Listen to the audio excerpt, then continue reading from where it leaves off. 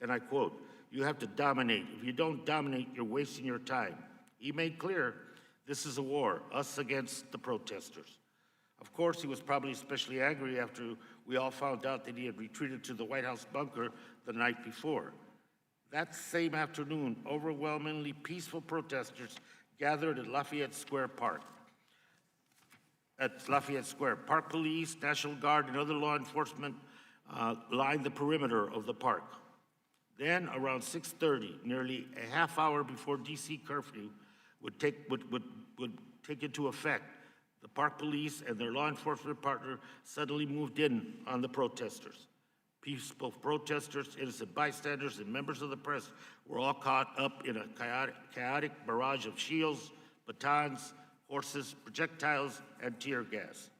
The militarized assault even hit people from the historic St. John's Church, neighbor to the White House and a friend of presidents for many years.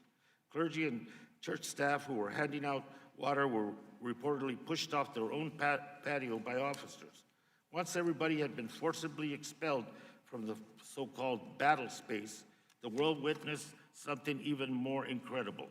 President Trump, accompanied by the Attorney General and other White House advisors, and, should be added, top military brass, strolled through the park to St. John's Church, where he posed with a Bible for a brief photo op, and St. John's had no idea the president was going to do this. Peaceful protesters, church, and press all fell victim to this administration's violent and senseless operation. Remarkably, these victims also embody our three main freedoms protected by the First Amendment: freedom of speech, and assembly, freedom of religion, and freedom of the press.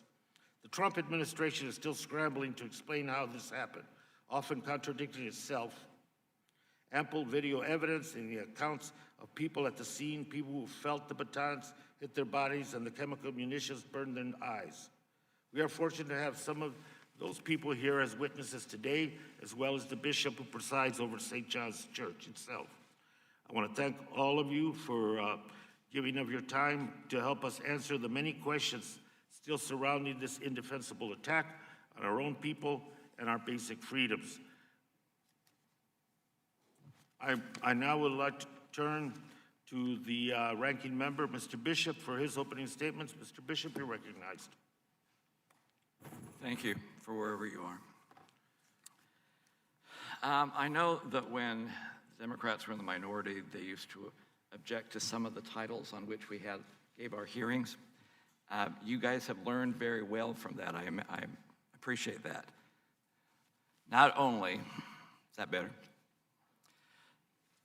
Not only have you come up with new titles that are unique for yourselves, but this one is especially inflammatory and pejorative. So congratulations on it.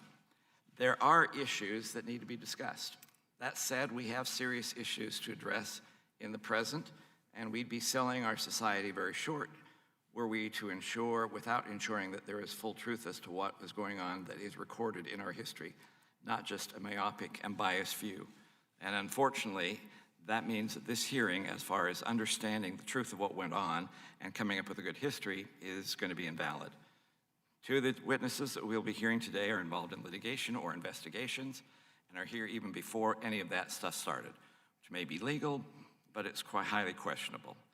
An invitation was given to some in the Park Service who all volunteered to come in later after the litigation period had at least begun, but that was rejected. And instead, we decided to move ahead with what can only be described as really good political theater. I mean, there are questions that need to be answered. There is a question of why the police moved prior to the curfew actually existing. There are questions of why the DC mayor decided to put a curfew on in the first place. There are questions of, was this part of a plan that was established 48 hours prior to the event or not? There are questions of why 3 warnings with a decibel level that is equivalent to a jet aircraft taking off were not heard by people, or were they actually there, and when were they done? There is a question about the amount of violence that took place. Protests, as we all know, are legal, but arson is not. Destruction of property is not. Attacking police is not. We do know that in the Park Service Police, Within a period of 2 weeks, within this, there are 50 policemen that were attacked, that were harmed, that were injured. At least one went to the hospital, presumably to conduct surgery at the time. All of those are legitimate questions, and all of those legitimate questions are not going to be addressed in this committee hearing today. It's simply the structure is not designed to do that. The structure is not designed to come up with a historical statement. The structure is designed to come up with good drama. Like on the flight back here, I was able to watch 3 movies. 2 of them were historical dramas, historical fiction. They were well done. And what we are attempting to do today would fit nice into that genre of activities. The other was a musical. I wish you could do that one. That was more enjoyable. But the Democrats here have now produced something that is not going to be substantive, that is not going to be historical, that is really a distraction. It is political theater as an attempt to do it. So, Mr. Grijalva, for you and Watkins, you have learned this job very well. I would urge you to become producers of movies. You can do extremely well in that area. But please don't try and write a textbook, because you are leaving too many questions out that need to be part of the narrative and need to be part of the answers. With that, I yield back. The gentleman yields back, and now I'll introduce the witnesses. Let me begin with Keshawn McDonald, DC resident, and was a peaceful protester on the day of the event.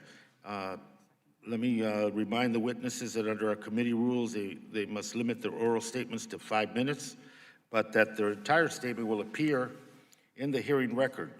When you begin, the timer will begin, and I will turn orange when you have 1 minute remaining. I recommend the members and witnesses joining remotely use active speaker thumbnail view, so they may pin the timer on their screen and see members in the room. With that, Mr. McDonald, welcome. Time is yours, sir. Chairman Grijalva and Ranking Member Bishop and members of this Committee on National Resources. My name is Keshawn McDonald. I am a 39-year-old resident of Northeastern Washington, D.C. I have been a resident here for the past 5 years, but was born and raised in Cleveland, Ohio. I honorably served my country in the U.S. Navy on the USS Leyte Gulf as a yeoman 3rd class. I'm employed with the United Airlines as a mechanic at the Dallas Airport. I appreciate this invitation to share my experience with you today. On June 1st, I decided to join in a peaceful protest against racial injustice. Now, I know that there was a curfew imposed for that evening, so I went down as part of my usual run and planned to run back home by the curfew time of 7 p.m. I arrived on 16th and I Street around 6 o'clock p.m. I observed military vehicles, uniformed soldiers, blocked off streets, and a huge police presence. I began recording the scene on my phone.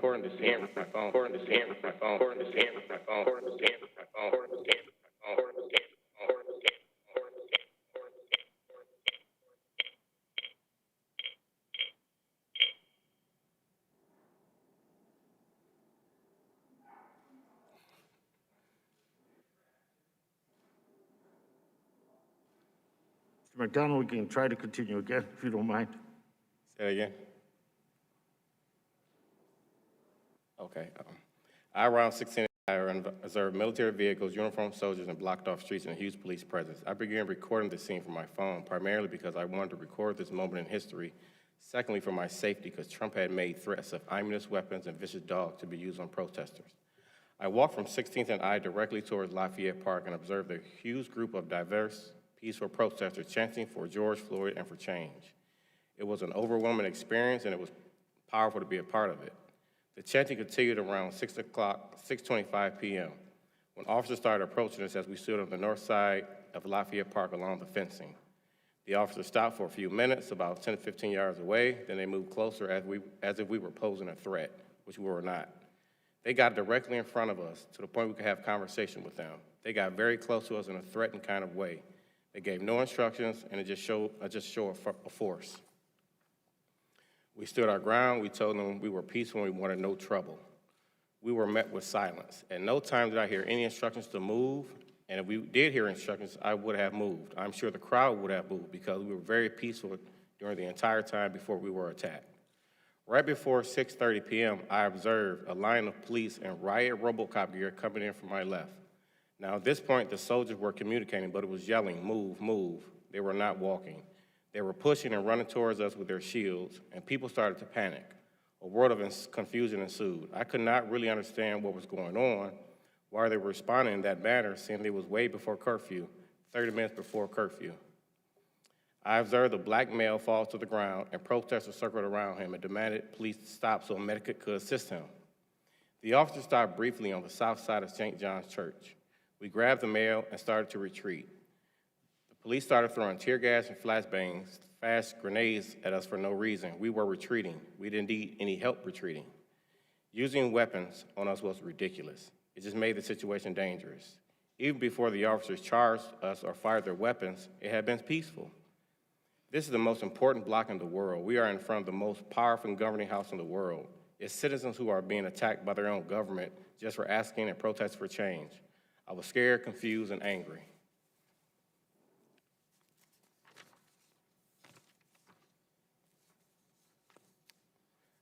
I did CS gas training in boot camp. This group of demonstrators were not soldiers. This wasn't a battle station test, but it was similar to a boot camp drill. It is unacceptable to treat protesters that way in our own city and nation. Once I got home, I reviewed my footage and pictures. It was then I noticed U.S. Park Police among the officers who forced us up from the left as we stood along the fence in Lafayette Park. I joined a lawsuit challenging the attack on me and other demonstrators so someone will be held accountable, and this moment isn't forgotten in history. I've seen this footage of this kind of attack on African-American protesters in the 1960s when we wanted change. The dogs and water cannons from the 60s have turned into tear gas and flashbangs today. It hurts as a black man to see it's 2020 and we still have a government that will do this over again over something that seems so right to protest about. The damage was done the minute the president decided to violate our First Amendment rights. How is it the KKK can hold a rally in D.C. and be protected, but when a black man is killed, we protest in honor of him and we are attacked? How can you not perceive this attack on the Black Lives Matter movement? I serve this country so everyone could enjoy the freedoms granted to us under this Constitution. If anyone had the right to be there, it was me. I should not have been forced to move and attack with tear gas and flashbangs as I was peacefully protesting for change. Thank you. Thank you. Thank you very much. And let me ask Amelia Brace, correspondent, 7 News Australia. Time is yours, please.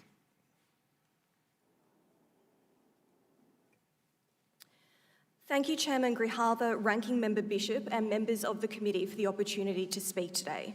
For more than 3 years, I've been the US correspondent for 7 News, one of Australia's largest commercial broadcasters. I've been called to testify about my experience covering protests near Lafayette Square Park, particularly the incident in which my cameraman Tim Myers and I were physically assaulted by Park Police on June the 1st, while we were broadcasting live to Australia with hundreds of thousands of people watching, including our families. This video, which formed part of the coverage in Australia, shows the incident from multiple angles.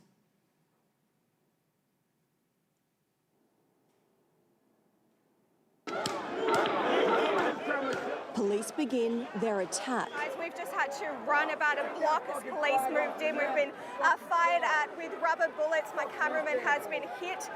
We've also seen tear gas being used. Here we go, they're moving through again. This is exactly what it looks like. Exactly what it looks like. We're staying safely. That's a photographer. What's going on now?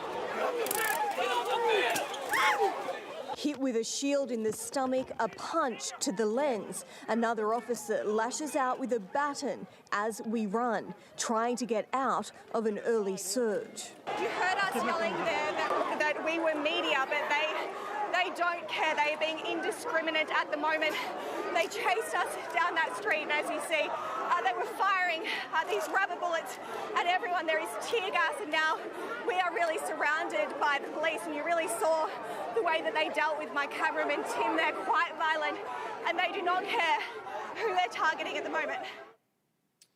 We began our coverage at Lafayette Square around 5:45 p.m. The atmosphere was passionate but peaceful. In fact, it was far less tense than it had been the night before. As we prepared for our 6:30 p.m. live broadcast, we noticed riot police lines begin to form.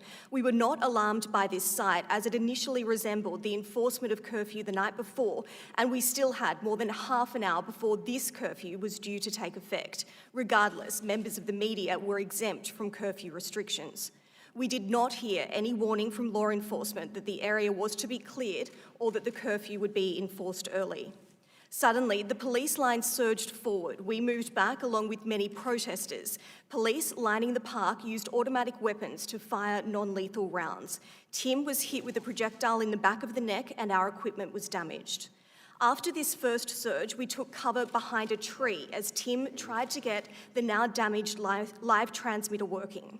We saw the line of police start to walk towards us at a walking pace. To ensure we were completely out of the way of both police and protesters, we moved to the fence line where we were sheltered by a concrete wall and off the sidewalk. We were clearly a news crew. Most notably, Tim was holding a large television camera. We were also surrounded by other members of the media and given no directive by police to move on. As I began reporting live, the line of police suddenly and without warning began charging forward at a sprinting pace, knocking protesters to the ground. A park police officer who was passing us stopped, turned towards Tim and rammed him in the chest and stomach with the edge of his riot shield, causing Tim to keel over and drop down. The officer then took a step back, paused, then punched his hand directly into the front of Tim's camera, grabbing the lens. As this happened, Tim and I were both repeatedly shouting the word media. A second officer appeared to intervene, giving us the opportunity to move. As I was running away, a third officer pushed through the group, going out of his way to strike me with a truncheon. As we tried once again to clear the advancing lines of police, loud flashbangs boomed around us and some sort of chemical irritant and plumes of smoke filled the air. I can be heard screaming as I was struck by non-lethal projectiles directly to my legs and backside. The incident prompted Australia's Prime Minister to direct our ambassador to the United States to seek a full investigation. As a reporter, I have no interest in becoming the story, but over recent weeks, many of us have been left with no choice. I've been shocked to see how many journalists have been attacked, beaten, and detained just for doing their jobs.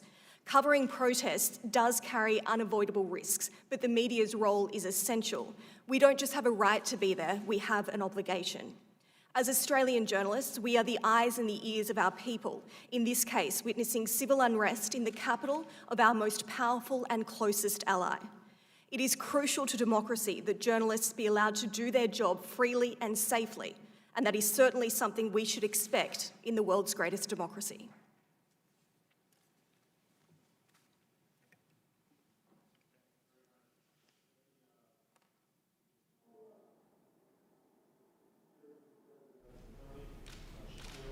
Public Interest Law at George Washington University.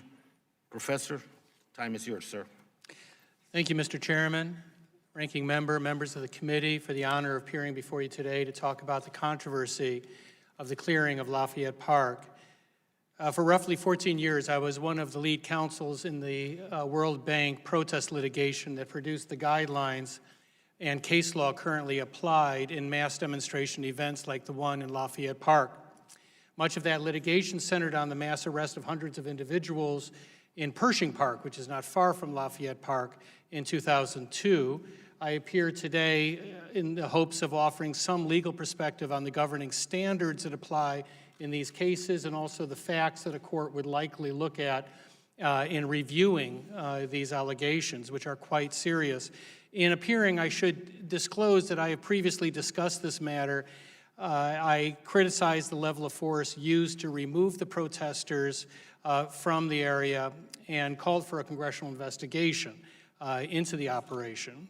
I also stated that night that I thought the attack on the Australian journalists appeared entirely unjustified and unlawful. I continue to hold those opinions, as I discuss in my written testimony.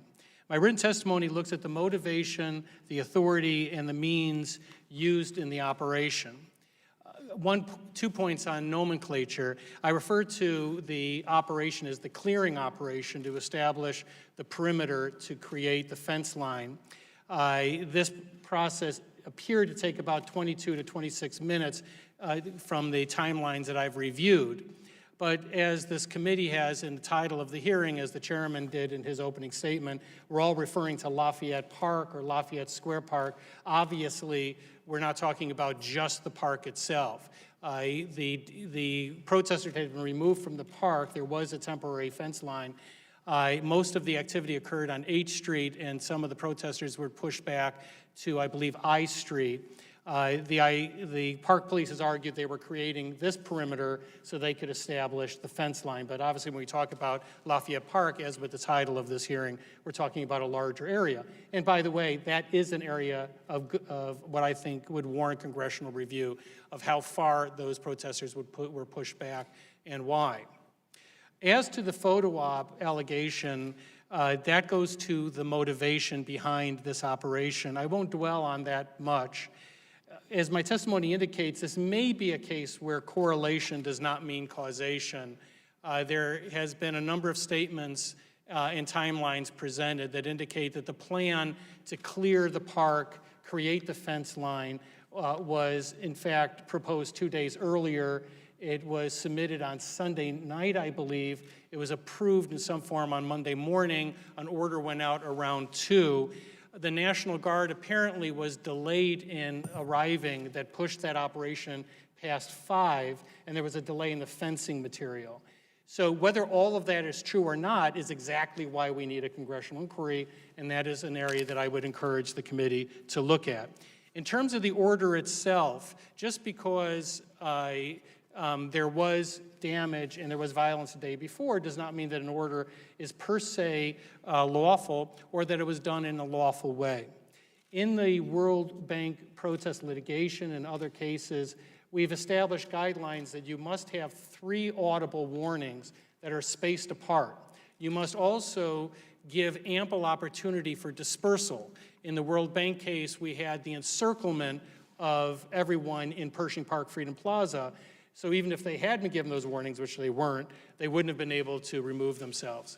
In this case, it does appear the 3 warnings were given, but that is based on the government's account. And once again, that is an issue for you to look at.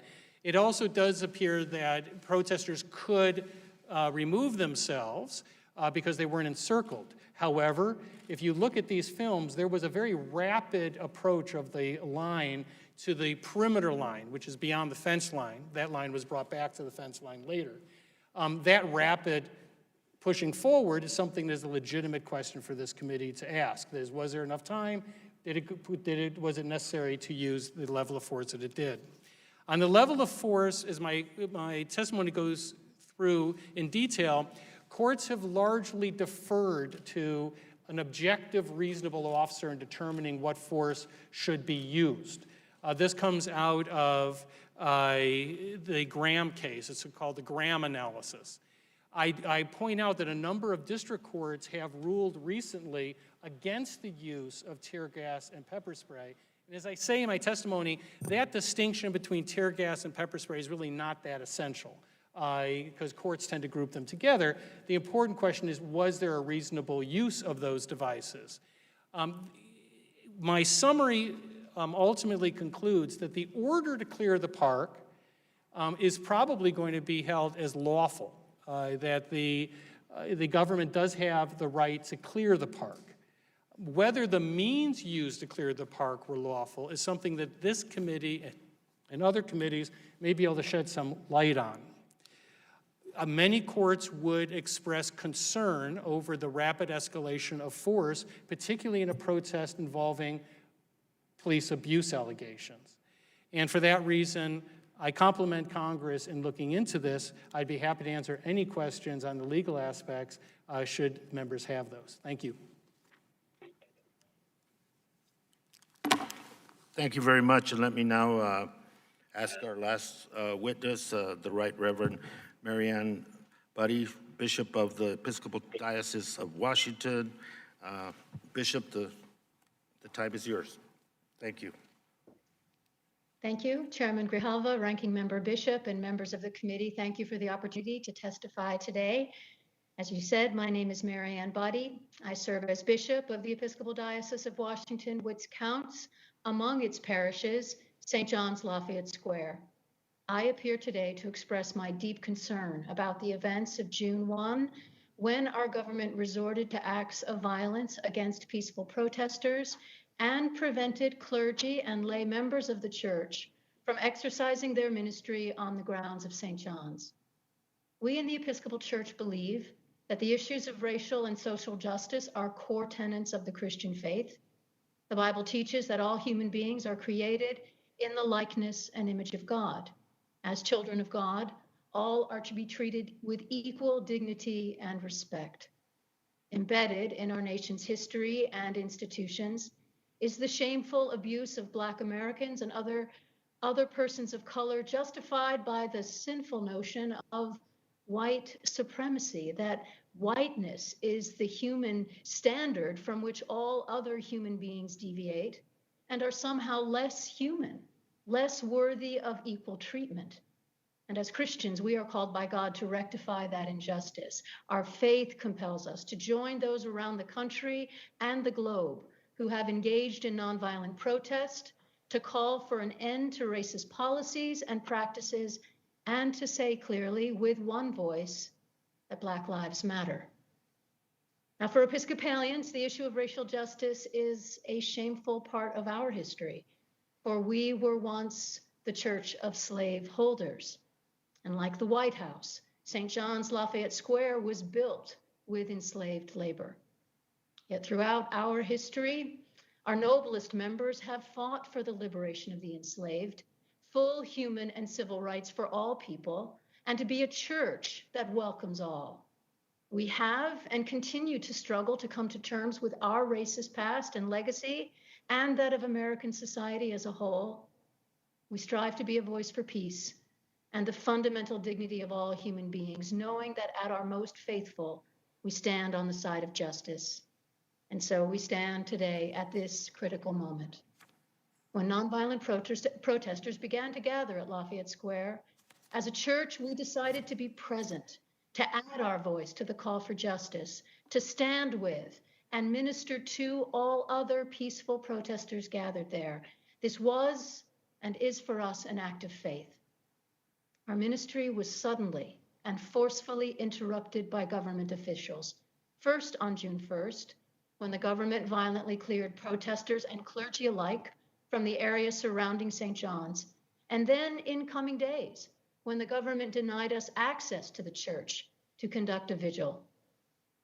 These actions, and in particular the use of violence against peaceful protesters, were antithetical to the teachings of the Bible and what we stand for as a church. When our government announced its intention to use military force against American citizens in the Rose Garden that day, it struck me as an escalation of violence that could cause unnecessary suffering. Then, to see the government carry out that threat moments later, I was horrified. It was dehumanizing and in violation of the protesters' right to be in that space. Then, when the president held up a Bible outside our church as if to claim the mantle of spiritual authority over what had just transpired, I knew that I had to speak. Nowhere does the Bible condone the use of violence against the innocent, especially those who are standing up for justice. It was a misappropriation of Scripture and a usurpation of our sacred space. I raised these issues to call attention to an abuse of power on the part of our government, which is also at the heart of the larger struggle for racial justice. While it's true, there have been instances of vandalism at St. John's in recent weeks, we cannot let those events and others overshadow the fundamental cause of justice. People across our nation are united as never before in recognizing that the way we police our communities needs to change. The way we treat people of color in this country needs to change. Yes, we care deeply about our churches as buildings, but in the end, buildings can be rebuilt, windows can be replaced, pillars can be repainted. We can never bring back the lives that have been lost due to horrific police violence. These deaths are the true outrage. George Floyd, Breonna Taylor, Elijah McClain, and so many more. I don't want anything that has happened at St. John's, either before the protests or in the weeks since, to distract us from that fact. Black Lives Matter, and our faith compels us to seek equal justice for all people. Thank you, and I look forward to answering any questions you might have.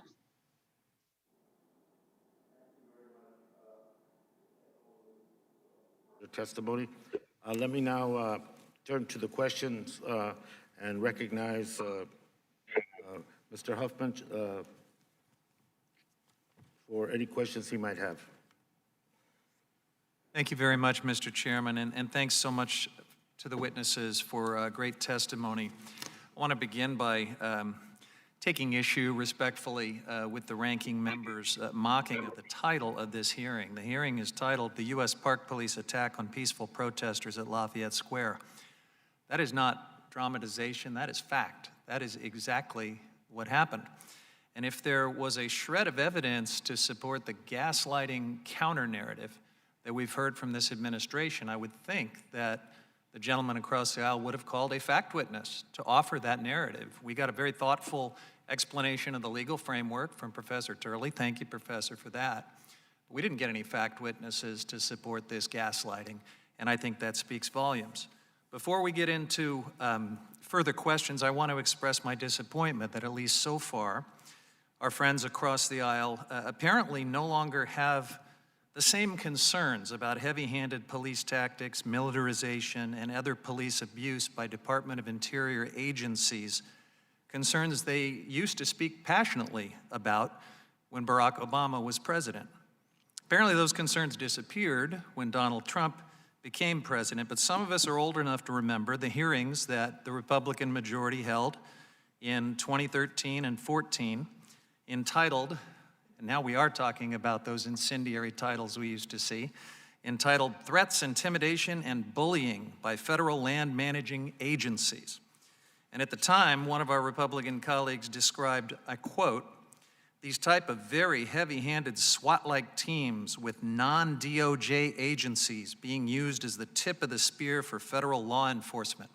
He called it heavy-handed, intimidating to the American people, and said it threatened the trust that's so important between American citizens and their government. That was 2014, after an all-white armed militia gathered to stop federal land agency law enforcement from confiscating Cliven Bundy's cattle, which he had been illegally grazing for 20 years.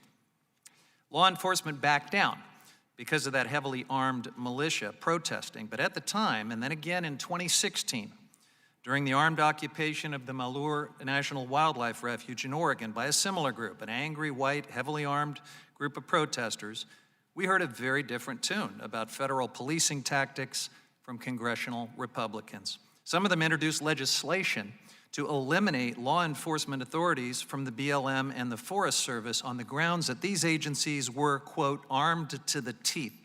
They described armed police at Department of Interior agencies as, quote, dangerous, unnecessary, and sending the wrong message. Some of our Republican colleagues on this committee were co-sponsors of that bill. Talk about defund the police. Republicans in Congress were eager to do exactly that to make sure that folks like Cliven Bundy could continue breaking the law with impunity. Fast forward to the peaceful protests for racial justice at Lafayette Square. Peaceful, unarmed protesters were met with a DOI police response far more aggressive, far more militarized, and far less necessary than anything used against those white militias in 2014 and 2016. As our witnesses confirm, as any objective person viewing the video knows, heavily armed U.S. Park Police carried out orders to use chemical agents and other forceful means to clear protesters so that Donald Trump could have a weird photo op with someone's Bible. Most people would consider this heavy-handed, intimidating, dangerous, unnecessary, sending the wrong message, all those exact terms that our Republican colleagues used to describe police tactics against white militias when they were defending law-breaking ranchers in 2014 and 2016. I'm disappointed that we don't have the same level of concern from our colleagues across the aisle. But we haven't heard from many of them, so maybe we will hear it. It's important that they not be silent or openly supportive of this heavy-handed militarized police abuse directed at black people and those supporting them who were peacefully protesting for racial justice. What's so different about the situation today? The president, the people protesting, and their cause. To our witnesses today, please know there are many members of Congress and people across this country who stand with you and support your rights to protest injustice. This should not have happened to you. And we are committed to exercising our oversight authority, even if some of our colleagues are now sanguine, content with their double standard, standing with President Trump to the bitter end. I yield back. And yields. Chair recognizes Mr. McClintock. Sir, time is yours. Thank you, Mr. Chairman. I think we need to make a distinction between the right to peaceable assembly, which is sacred and protected under our First Amendment, and violence, arson, and vandalism, which is not so protected. I think we've got a video of damage done in Washington, D.C. in the days leading up to this. I wonder if we could play that.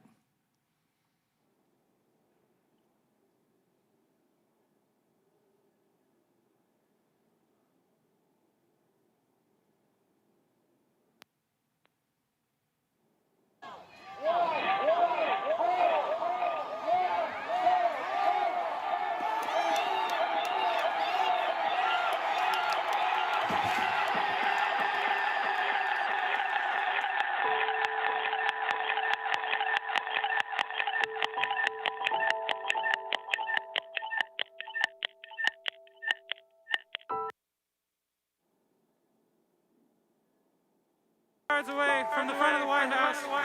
Protesters have lit a fire and it's about to go up. There's no telling if it's going to hit the tree above.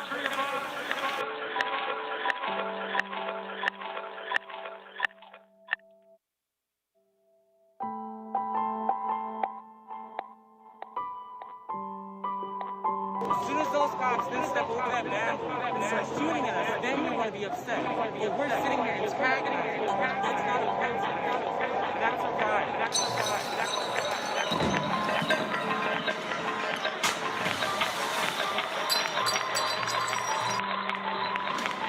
Looting has begun. Looting has begun. Looting has begun.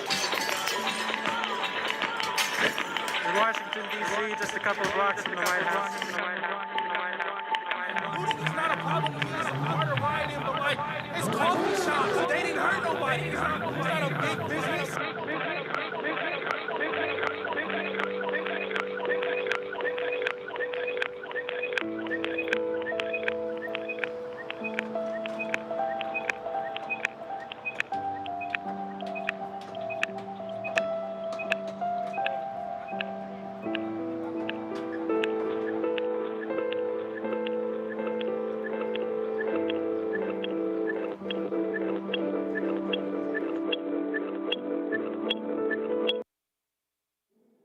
These were the events leading up to the incident on June the 1st.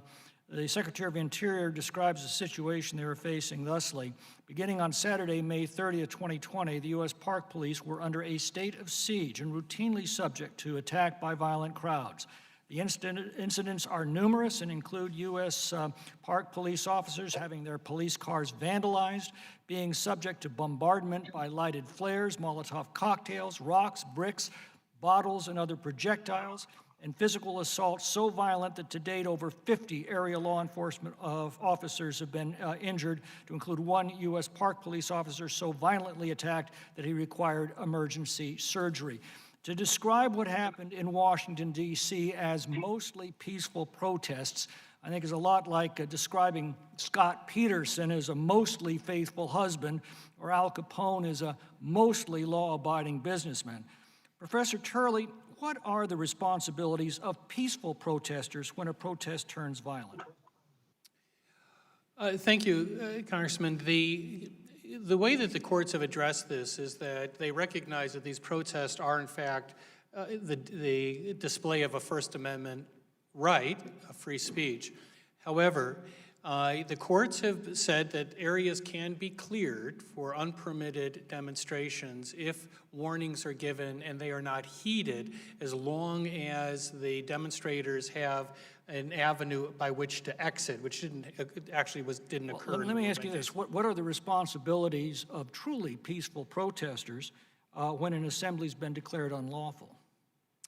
At that point, when they're asked to leave an area, they are required by law to leave. That doesn't go to the means by which you can move them, but it certainly means that the order itself to disperse is likely to be held as lawful. And courts also do allow for that perimeter to be pushed back if you're assembling something like a fence.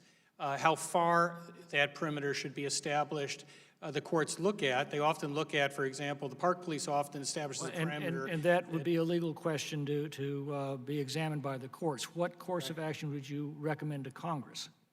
I'm sorry, sir? What recommendation would you make to Congress?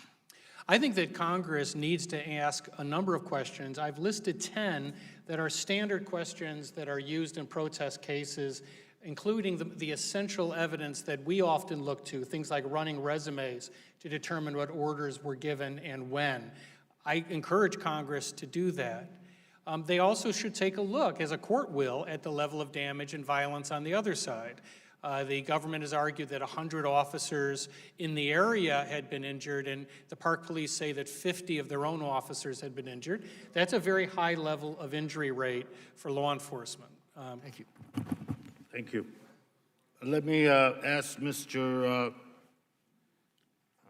Chairman of the Subcommittee, Mr. Lowenthal. Thank you, Mr. Chair.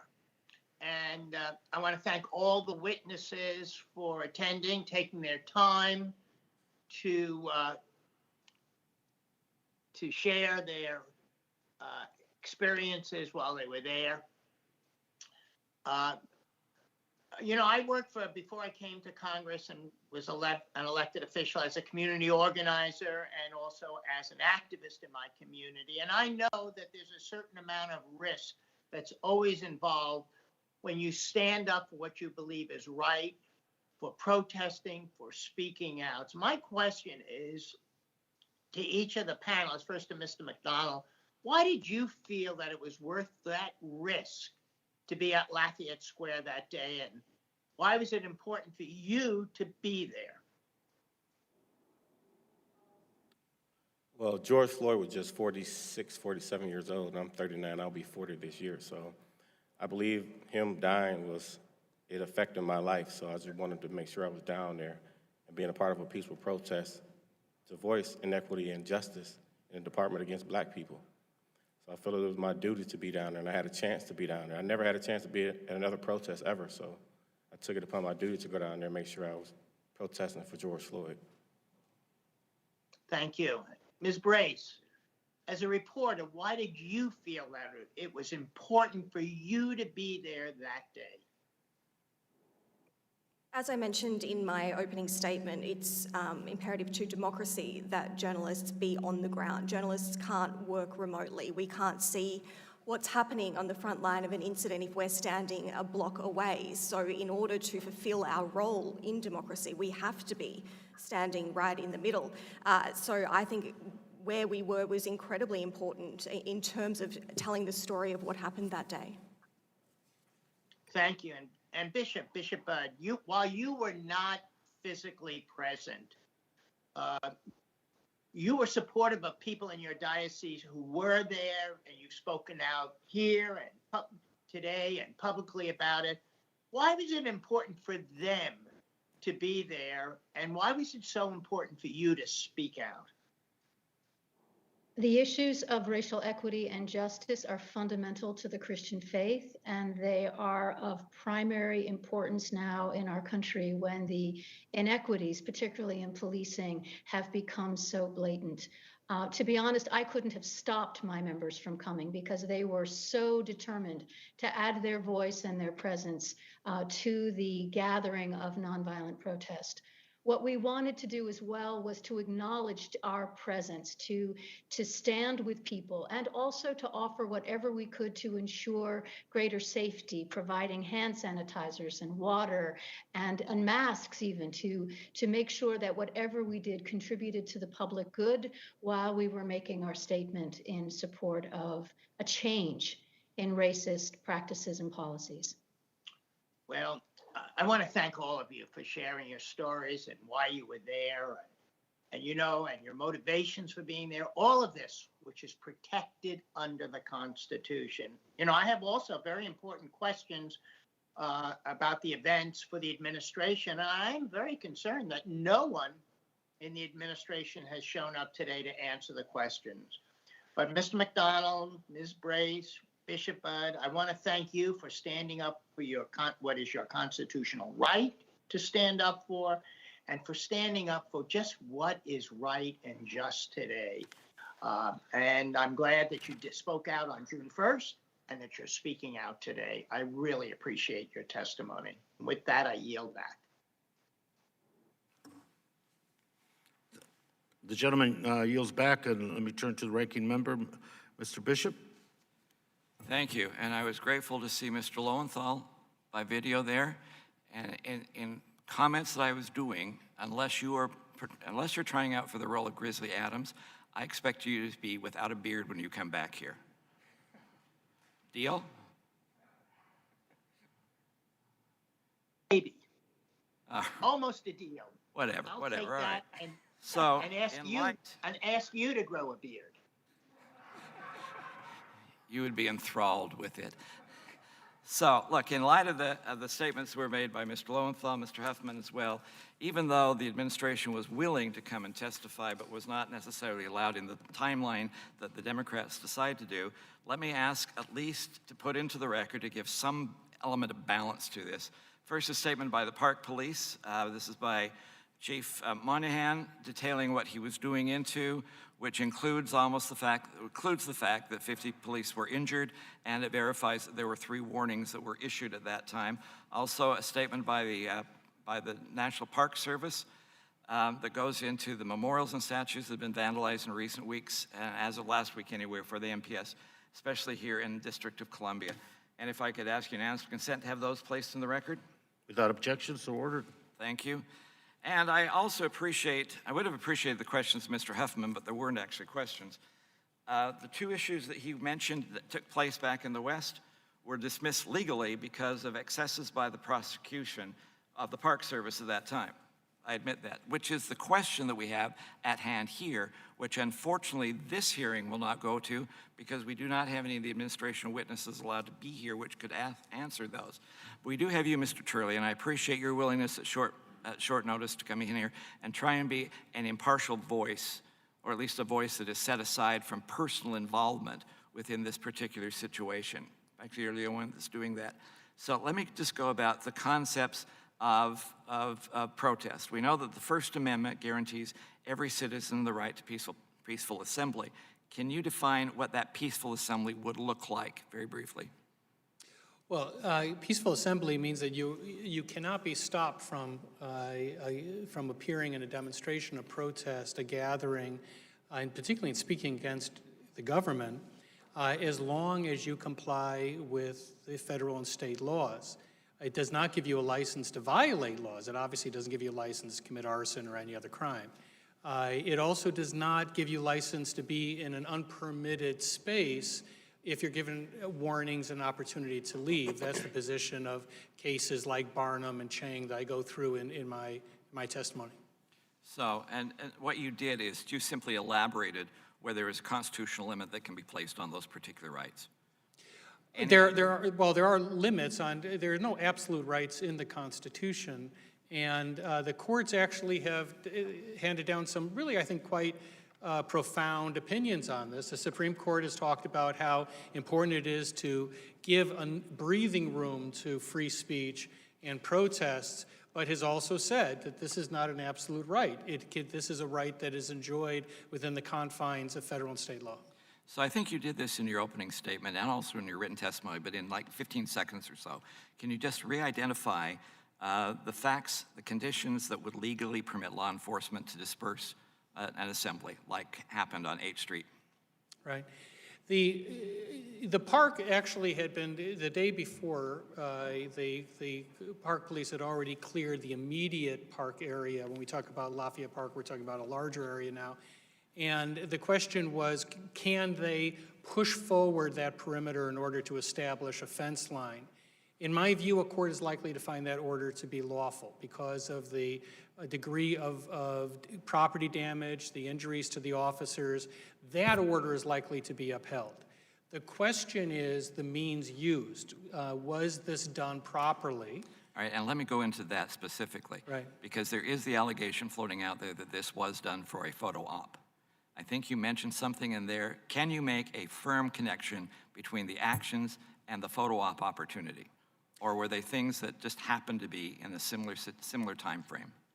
Well, on the current record, this appears to be a case of correlation without causation. That the Attorney General, the head of the Park Police, and others have said that this plan was actually approved 48 hours in advance.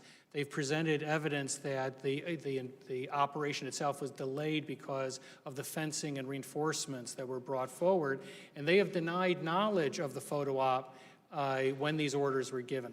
You got 3 seconds, and you did that very well. Thank you, sir. There may be other questions we have for the record, but my time is up. Thank you.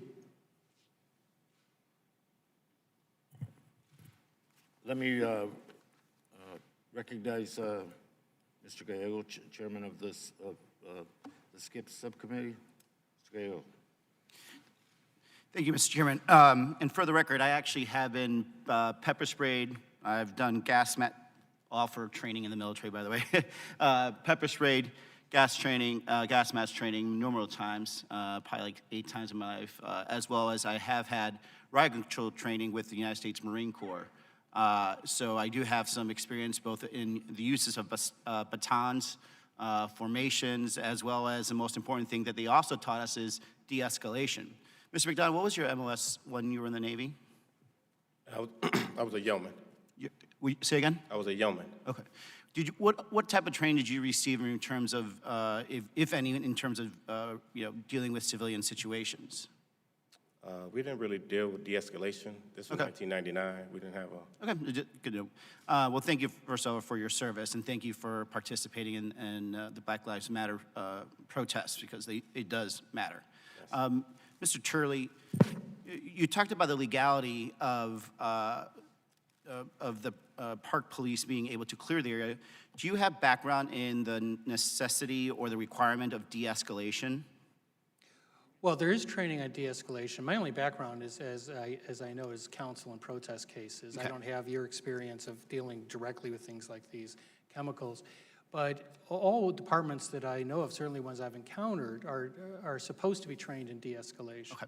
And that's where it goes to that means. I mean, the area that I think it would be useful for the committee to make an inquiry on really was captured in the video when you see the line move rapidly forward. Right. If I was counsel, I would look at that as to why the line moved, and also at what point was the last warning given before the line moved forward at that rapid pace. I'll come back to that. Ms. Brace, did you hear any warnings? No. When you were attacked by this police officer, were you resisting? No. Was your cameraman resisting? No. You had your back to them, if I remember, and you were fleeing. That's correct. Mr. Turley, as a lawyer, what was that park police officer doing when he was attacking a fleeing protester? As I've said, I think that attack was unlawful. From the video, it seems clear to me that any officer could have seen that the Australian journalists were in fact journalists. They identified themselves correctly as journalists. I thought I saw media credentials on them, but also they knew that there were journalists in the area. Yep. And so this one doesn't strike me as a very close call. This was... Thank you, Mr. Turley, and I'm not trying to be rude. I just want to make sure I get more questions in. Mr. McDonald, did you hear any warning sounds? No. Okay. Ms. Brace, in the days before that, had you heard warnings before while you were in that protest zone? Not that I can recall. Okay. What was the reaction in Australia to this? There was certainly alarm about what was seen. As I mentioned, the Australian government immediately became involved, contacting the ambassador here and calling for an investigation. What was the public, though? Australia is one of the Five Eyes, one of the nations that we always share our intelligence with because we trust them so much, because we have fought and bled with them for almost every war since World War I. What was the Australian public thinking when they saw this attack happening? Well, as I said, it played out live to our audience. There was certainly alarm and concern, which I think then morphed into outrage, obviously, given that Australia also puts the freedom of the press at a level of significant importance. Thank you. One of the things that, Mr. Chairman, I'd like to get a hold of is the training manual for these park police officers, because when I was in the Marine Corps and we did, riot control training, I never would have ever been told to rush forward with your baton swinging. Number one, it escalates the situation to the point where you could create a stampede of people. It's very dangerous. Number two, it actually is tactically stupid to do that because your lines are exposed, right? So the only reason you would actually move in that manner is for pure intimidation, which is not the purpose of a deterrent front, which is what you're trying to do. You're trying to keep people away. As a matter of fact, the way to have done it is to gotten online and move slowly and slowly and slowly. That would have actually allowed the protesters time to understand what's going on. They would have actually had the opportunity to escape, like Mr. Turley said, and probably not have made this illegal. But there was a purpose to this all. And the purpose to this all was to show, quote unquote, law and order for the president before he came out to hold his photo op with the Bible. With that, I yield back my time. Gentleman yields. Mr. Fulcher, you're recognized, sir. Thank you, Mr. Chairman. Mr. Chairman, in listening to the testimony and seeing the video thus far, it appears like there's no monopoly on blame here. But I would like to I just want to make absolutely certain that we get the entire story. I think we've got a video that shows some assaults on law enforcement. If we have that, could we play that, please?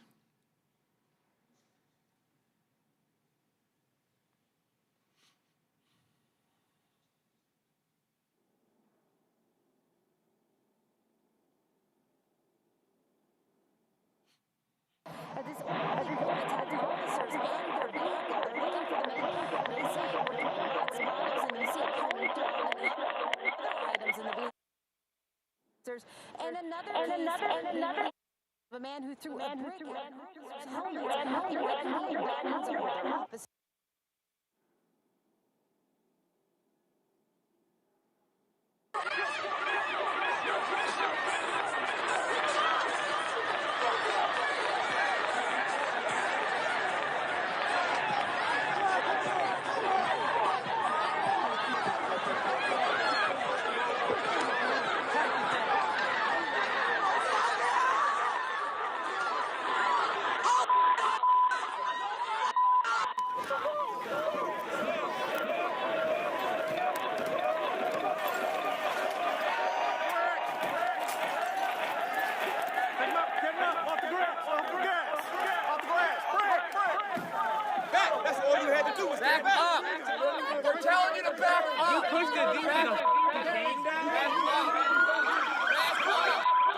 I think that makes a point, Mr. Chairman. We can cut this off here.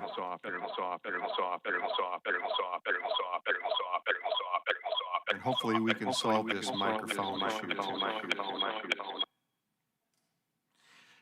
In the remaining time, first of all, I've had the opportunity to travel, work, be in a lot of nations around this world, a lot of them where the rule of law is not enjoyed. And generally speaking, their lack of prosperity reflects that. That's why this entire situation is so incredibly troubling to me. I would like to ask Mr. Turley, as unfortunate as it is, from a legal perspective, can you define what peaceful assembly looks like? What are the parameters of that? And where does it cross the line from not being legal? This touches on the earlier question, where courts tend to define what constitutes peaceful is often as a result of determining qualified immunity decisions. That is, was the officer correct in the use of the level of force in the case? And the courts have said that they defer to officers because of what the court referred to as making split-second judgments that are tense, uncertain, and rapidly evolving. That's how the Supreme Court referred to it, I believe, in Graham. So what the courts look at is whether protesters ignored orders to disperse and whether they were obstructive or violent. And this gets to that critical period, which I think this committee is going to have to look at, of that period after the warnings were given, before the line moved forward, what were those officers facing? And that's what a court will do. And a court is going to demand very clear evidence on both sides to determine whether that could be defined as a peaceful situation where this is not warranted, and the police escalated it, or whether they were responding to a threat to their safety or the safety of others. Thank you for that. And then just quickly, there's one other thing I'd just like you to address with us, if you could. Assuming we can get some good dialogue, some peaceful dialogue here, step us through very quickly the legal process for how should we be doing this? If we want to change some of these monuments, how should we be doing that? Well, first of all, there's been great suggestions in both houses about police reforms, including having a national database and the issues that many of us have raised in the past. But in terms of this incident, I gave 10 questions that would be a useful start for this committee. It would get you the base information you need, including actual contemporary calls made by officers, the so-called running resume evidence. In a protest case, that's the first thing we ask for, is the running resume. Also, you have objective sources in the claims of injuries to law enforcement officers, injuries to protesters. Those things can be acquired. The other thing that I encourage you to get at very quickly is non-U.S. Park Police agencies and their roles. I can tell you in terms of evidence, that's the stuff I'm most concerned with. It is the stuff that's most difficult to get. And you may be able to get a lead on that by asking for what are called MOUs. And MOUs, these memorandums of understanding, are often cut with non-federal agencies or non-park police personnel. Those may give you an indication of who was involved at that scene. I can tell you in the Pershing Park case, we started out with the Park Police, the DC Police, the Secret Service, and ended up with a long list of units that we had no idea were present. Thank you, Mr. Chairman. I yield back. Gentleman yields. Mr. Cox, Chairman of the Subcommittee, you're recognized, sir. Thank you, Chairman, and thank you all the witnesses for being here today. I want to say, Reverend Budde, thank you so much for your statement and your testimony. I think you may have turned a Catholic into an Episcopalian today. Because I tell you what, I am certainly here as a role of member of Congress because my faith, as you said so eloquently, to seek justice, equal justice for all people. So thank you so much for that. And I want to apologize on behalf of the committee if you were called a vandal, an arsonist, or other pejorative. Likewise, Mr. McDonald and Ms. Brace as well, because you were there at Lafayette Square on June 1st. And Mr. McDonald, I want to thank you for your service in the United States Navy. And I'm sure when you enlisted, you took a very similar oath of office that we did when we took the oath of office to be a member of Congress, to protect and defend the Constitution of the United States. And in that first article, where the Congress will make no law to abridge the freedom of speech or of the press or the right for people to peacefully assemble. And if you could say why you were there that day to peacefully assemble.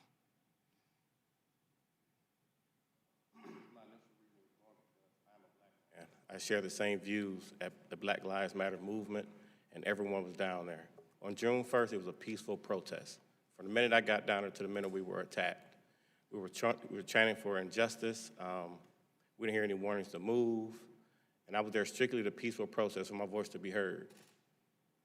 You were exercising your rights, your constitutional rights. Yes, as a citizen that you had sworn previously to uphold, and now we're exercising those.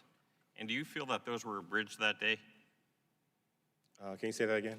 Do you feel that those rights were infringed upon that day? Yes, most definitely. Absolutely. Absolutely. And as an objective citizen from another country, Ms. Brace, is that what you saw as well? Yes, it is.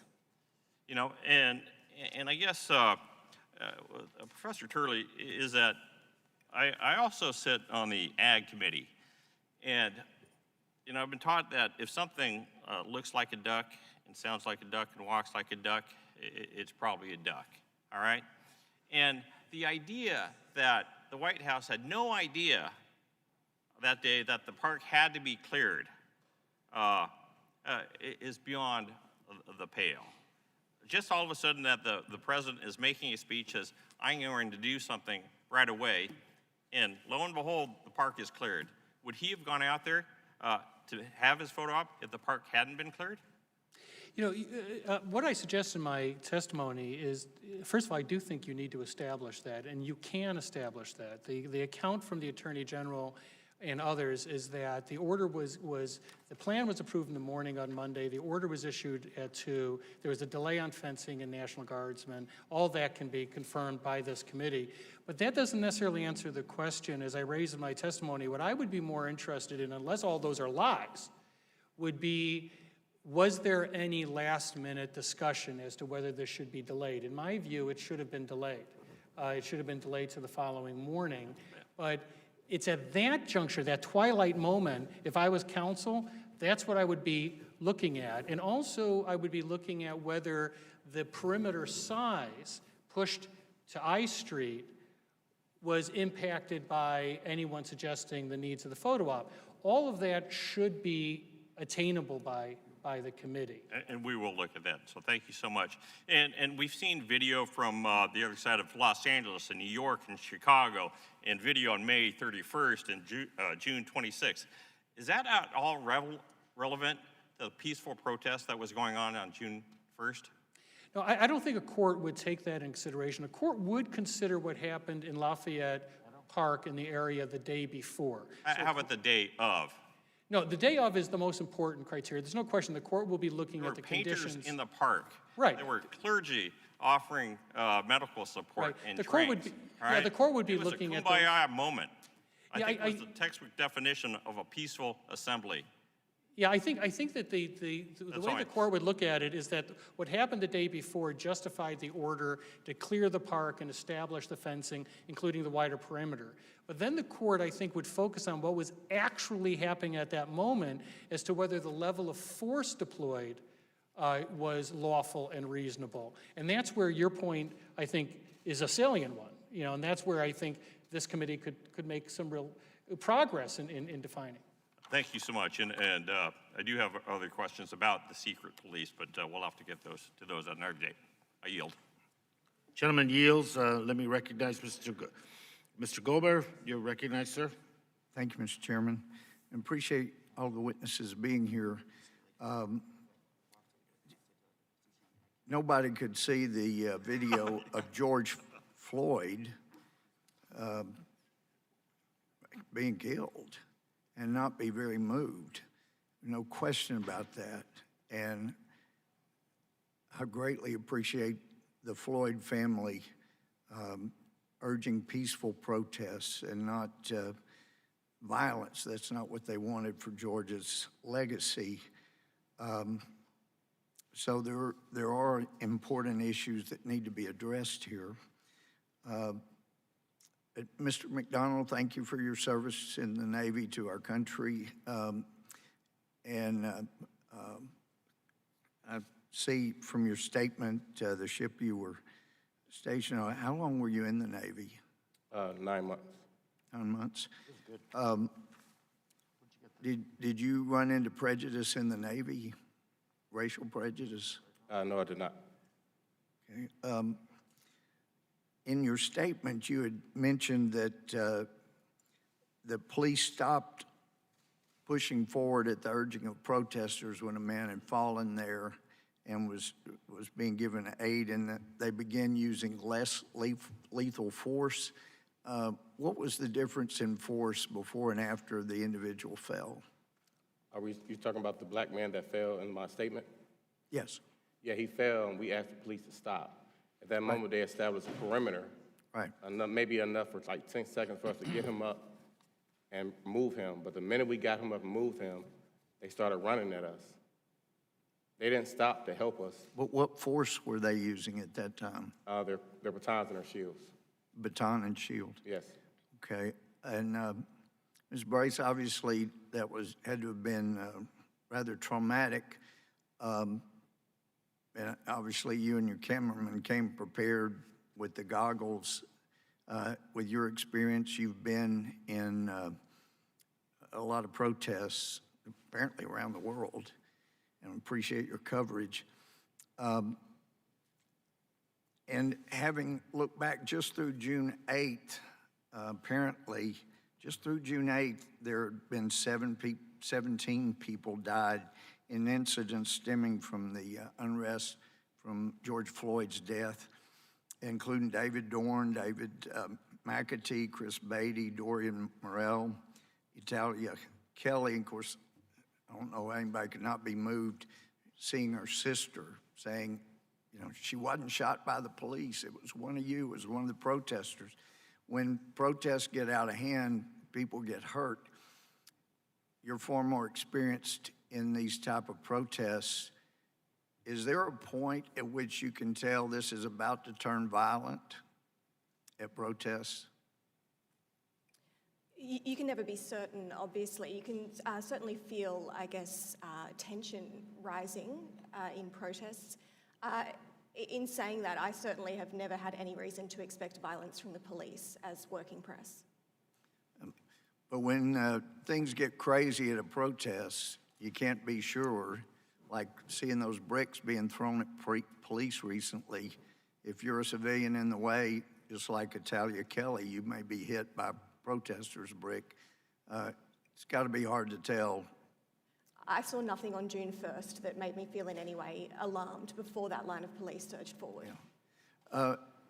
Were you out at the protest the night that St. John's had a fire started? Yes, the night of May 31. Did you see how anybody got into the church to start the fires? No, I didn't. Could you understand why law enforcement might be concerned about others getting into the church, either legally or illegally, to cause more damage? I obviously can't speak to the motivation of the police, but as your colleague, Mr. McClintock, pointed out, there is an importance of distinction. I have said in my statement that the night before I did see much more widespread chaos, but on the day of June the 1st, in question at the moment, I did not see anything that warranted the movement of police that we witnessed. And thank you. And Bishop Budde, I appreciate your effort at social justice. What do you think is the hope for those in Washington, D.C. that are protesting? I can't speak for all protesters, but I think the moniker Black Lives Matter is the way we are expressing a collective cry that we have equity in our policing, that Black and brown persons can expect the same level of treatment and safety when they are encountering police, and that we have a reckoning in this country for all manner of policies and practices that would cause Black and brown people in this country to fear for their lives when encountering the very people who are meant to keep them safe. Hey, thank you, Bishop, and thank you, Mr. Chairman. There was an African-American minister that said our hope is in Jesus Christ. I yield back. Gentleman yields, and let me recognize the gentlelady from New Mexico, the chair of the Public Lands Subcommittee, Ms. Haaland. You recognized? Thank you, Mr. Chair. Thank you for convening today's panel. Thank you to all the witnesses for being here today. Our colleagues have said it already, but the events of June 1st will no doubt go down as one of the darkest days of this presidency. And that's saying something for a president who has put children in cages, protected his friends from prosecution, and opened our elections to foreign interference. First come, first served. Attacks on the Constitution aren't new for this president, but clearing a peaceful demonstration for a photo op with his cabinet is an unbelievably new low. While we will rightly focus on those actions of June 1st, we cannot lose sight of the larger moment that we are all in. Today's hearing is also about a larger trend of systemic racism in which militarized police intimidate and kill in communities of color while defended from prosecution. The president's recent actions brought that excessive force to the fore in a new and unconstitutional way. But this is by no means an isolated incident. And while I respect the work federal civil servants do every single day, there are times they do things our nation is not proud of. In November 2017, the U.S. Park Police murdered Bijan Gaisar just over the river in Arlington while he drove his car. Still, his family has not had justice. Earlier this year in my state of New Mexico, Charles Gage Lawrence was driving back to his home in Colorado when he was murdered by a U.S. park ranger on one of our national parks. I spoke to his mother's attorney recently, but I couldn't explain why that killer still patrolled one of our national parks and why he hadn't been brought to justice. Today, we are here to talk about the president and his illegal and unconstitutional actions. But we also need to discuss power, to discuss fear, to discuss unequal treatment under the law. Because we did not choose to live in a society where the president wields the power of our government to break up peaceful protests any more than communities of color across this nation choose to live in fear of unequal policing. Let's try to understand what breakdown in norms led to this horrible injustice of the clearing of Lafayette Square on June 1st.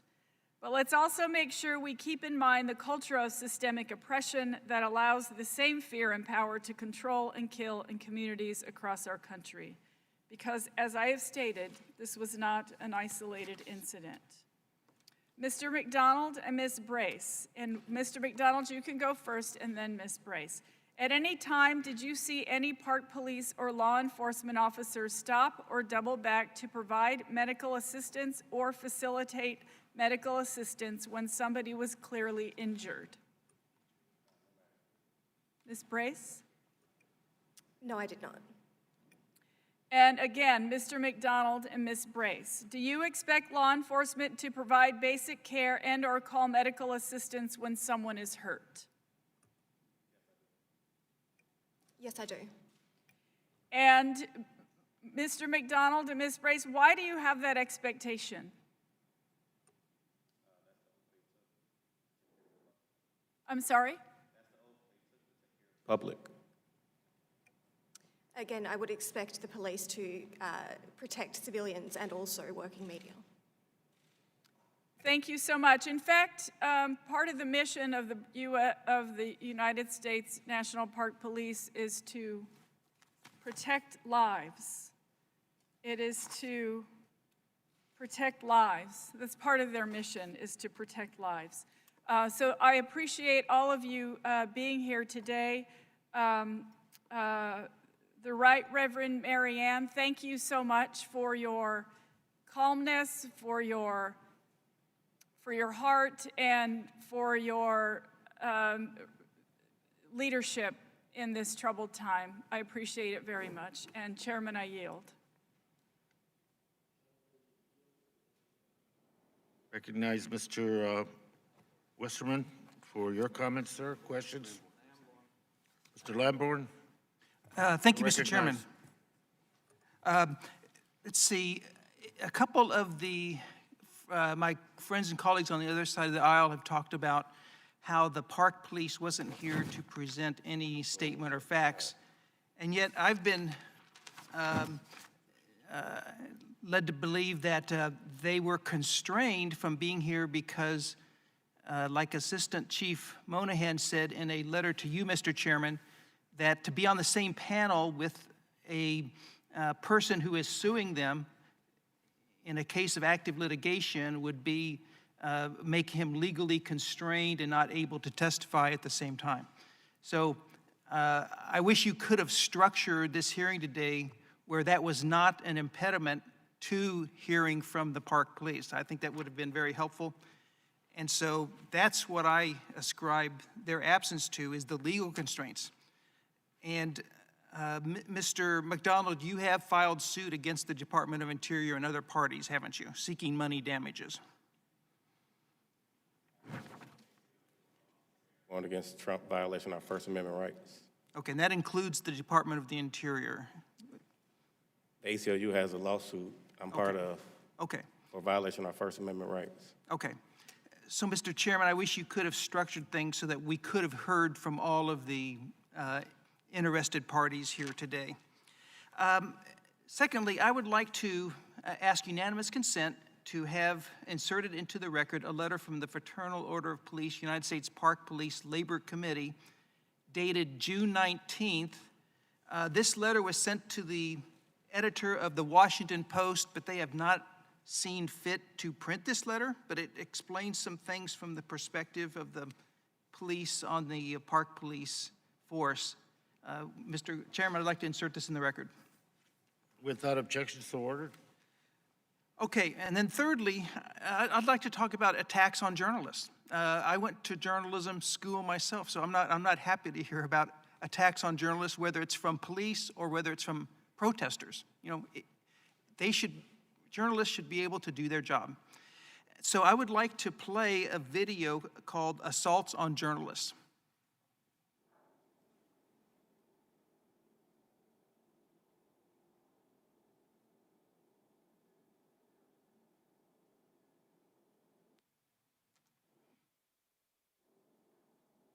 When you go cover these protests, you're expecting perhaps for there to be violence, especially when there's going to be clashes with police. But this was different. We were really targeted. Our crew and I.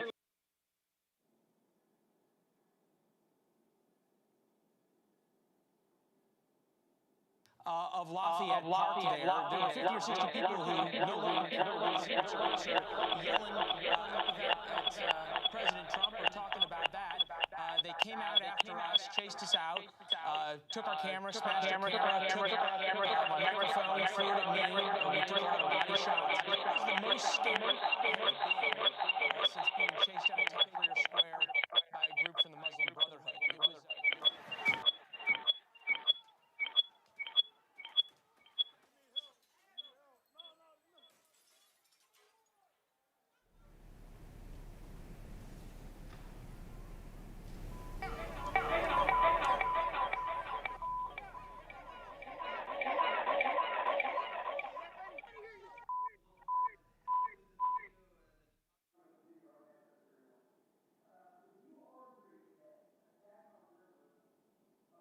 protesters is something that should not be part of a peaceful protest. Ms. Brace? Yes, of course. Mr. Turley? Yes. And Mr. McDonald? Okay. And Mr. Turley, how would incidents like we saw in the video where journalists are being attacked by protesters turned into rioters affect the legality of a decision to disperse the protesters?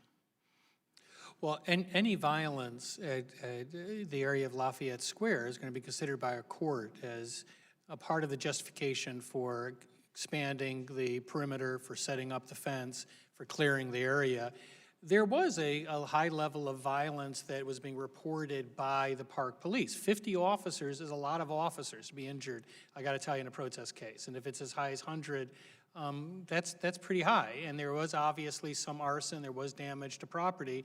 I think a court would conclude that the protests through that 3-day period were not entirely peaceful, and that law enforcement was facing threats. Now, as the member earlier alluded to, the court, in looking at the means used to push back the line, will look specifically at the level of violence at that time. And so I think the court's going to consider both the whole context, in other words, of the level Thank you. of violence. My time's up, Mr. Chairman. Could I also insert into the record with unanimous consent the letter dated June 24th to you from the Department of Interior explaining Mr. Monahan's ability to testify or not?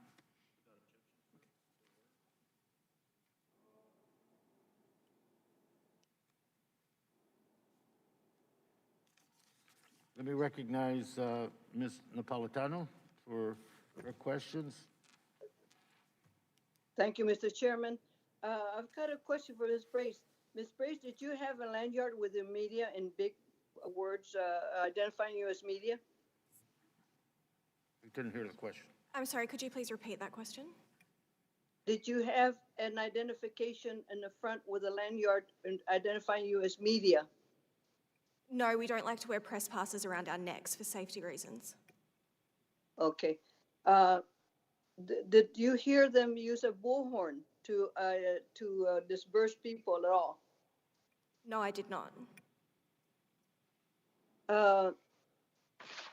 Reverend Budde, the square is very adjacent to your church, am I correct? That's correct. Have you ever seen that entire area forcibly cleared like it was on June 1st? No, I have not. Do you have an idea why your church was chosen to focus on racial injustice in particular? My sense, I mean, St. John's Lafayette Square has been a place of protest historically in the nation's capital for many years, due to its proximity to the White House and to the public space of the actual park where people have been allowed to peacefully protest. Your church has decided to champion racial injustice. Why do you feel this is important to the people? Is it because of the proximity to the White House? Well, we took advantage of the proximity of the White House to add our voice to the protest that was gathered there. All of our congregations across the city and indeed the entire diocese are committed to racial justice in their own context and in their own ways. Well, I commend you for that because it is very important. All lives matter. It's just important that we recognize that the injustices to all people of color have been going on for many generations, and nothing's going to stop it until the word and the change must come from the top, and apparently we don't have the will at the top to do that. And then as President Trump stood for his photo op in front of your church, holding his Bible, and didn't bother to open or read from it. What went through your mind when you saw that? I was, as I've said before, I was outraged, and I felt that it was a misuse of both the space and the Bible for him to claim in that moment, having just said what was said in the Rose Garden and witnessed what we witnessed in the park. I felt as if he was putting on a mantle of spiritual authority to justify those actions. Has he issued any memo or any letter or any phone call to you apologizing? No. It is important for us to recognize that this isn't the first time and probably not the last time that we will have injustices towards people of color.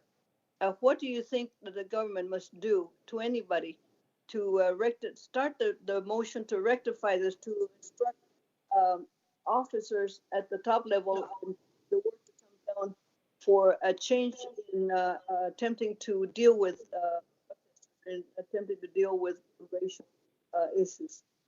Well, thank you for asking. It's not my expertise to weigh in on how the policy should be changed, but at the very minimum, there should be equity and full responsibility for illegal actions, no matter who is at fault, and that our Black and brown fellow citizens should be able to feel the same degree of security and safety that white Americans feel when encountering the police. Ms. Brace? Again, I don't presume to come here to tell the American people how to run their police force or the government, but I would expect for peaceful protesters to be allowed to peacefully protest and for the media to be able to safely cover such events. Mr. McDonald. I think the bottom line is just respect the Constitution and how it was drafted up, and I think we won't have a problem with overall policing. I'm here to talk about what happened June 1st, and they were just honored our rights to peacefully protest and freedom of assembly. We won't have any issue at all. Well, thank you all for testifying, and I yield back. Gentlelady yields. Let me recognize Mr. Westerman. Sir, you're recognized. Thank you, Mr. Chairman, and thank you to the witnesses for being here today. I can say that as I heard your personal testimony, it angers me to think what happened to you and your firsthand account of the things that went on. And part of the function of oversight is to make sure that that the law is being carried out, that justice is administered, and if it's not, that we rectify that. So it's important to have oversight hearings like this. I also realize that your firsthand accounts were bits and pieces of a bigger story. And I think that there's more for us to learn that we can't learn from the meeting here today. And I think there's voices that aren't being heard, and we need to hear all voices and find out where the real problems are. I have a letter here from the Federal Law Enforcement Officers Association. It says, while otherwise peaceful protests were co-opted by radical groups focused on destruction versus dialogue, federal law enforcement officers were thrust into roles of protecting and preserving the safety of not only city streets, but also our nation's monuments and our history that we all hold dear. They went on to further say, no clearer was that role than here in Washington, D.C., where Lafayette Park was besieged by radical and violent groups of individuals. These are the same individuals that set fire to and vandalized St. John's Church, attacked and vandalized monuments in and around our nation's capital, including the World War II Memorial, a tribute to an entire generation of Americans that kept our world free, and then attacked the very law enforcement officers that were originally sent there to monitor and ensure the safety of the individuals peacefully assembled. Much of this work fell to the officers of the U.S. Park Police. These brave men and women came under daily, almost hourly attacks from unpeaceful and violent rioters and were constantly pelted with frozen bottles of urine, fireworks, bricks, stones, street pavers, and all manner of other unknown substances. Other federal law enforcement officers, including the Uniform Division of the Secret Service, various DOJ entities, and officers from the Metropolitan Police Department, joined the U.S. Park Police at times to try and quell the violence, stop the destruction, and allow the voices of the peaceful protesters to be heard. Mr. Chairman, I would like to submit this to the record. Mr. Lamborn referred to a letter or an op-ed from the Fraternal Order of Police. It was denied publishing in the Washington Post to counter an article that the Post put out. And they said here that over the weekend, 51 U.S. Park Police officers required medical treatment for injuries sustained on duty, and it goes on and on. What I'm saying is there's another side of this story, and we need to hear all of that. And there's an investigation being taken on by Internal Affairs at the Park Police and also by the Inspector General of the Department of Interior. I wish we could have waited until we had that evidence and we could get more witnesses here to be heard. That being said, I have no reason to doubt what you're saying. And I think we've got to take an open look at these things going forward. Mr. Turley, if indeed those members of the Park Police were injured, transported to hospital, all these things going on, in your opinion, was it legal for the Park Police to clear Lafayette Park? I think a court would likely say that it was a lawful order to clear the park. As I say in my testimony, they had all the elements, particularly if they gave the 3 warnings and an opportunity to disperse. That doesn't answer the secondary question of the level or means used. I also have to say that when I saw the figures of the 50 injured Park Police officers, the claim of 100 injured federal officers, I was quite surprised. That is a very high number of injuries. So I think a court would probably approach this question as, without saying that this was an entirely peaceful protest. To the contrary, I think the court would recognize that there were security issues that were valid for the administration. I think the court would likely say that the original order was lawful, and then would focus in, as I talked about, in that critical period. And what concerns me the most is that critical period when the line moved. We have to move on here. So finally, when we talk about the Christian thing to do, certainly to work for justice and equality, I believe that. I try to practice what the Bible teaches. But it also talks about being in subjection to governing authorities. Paul said that. Peter said to submit yourself for the Lord's sake to every human institution. Even Jesus, when he was prodded to rebel against the government, said to render unto Caesar's what is Caesar's.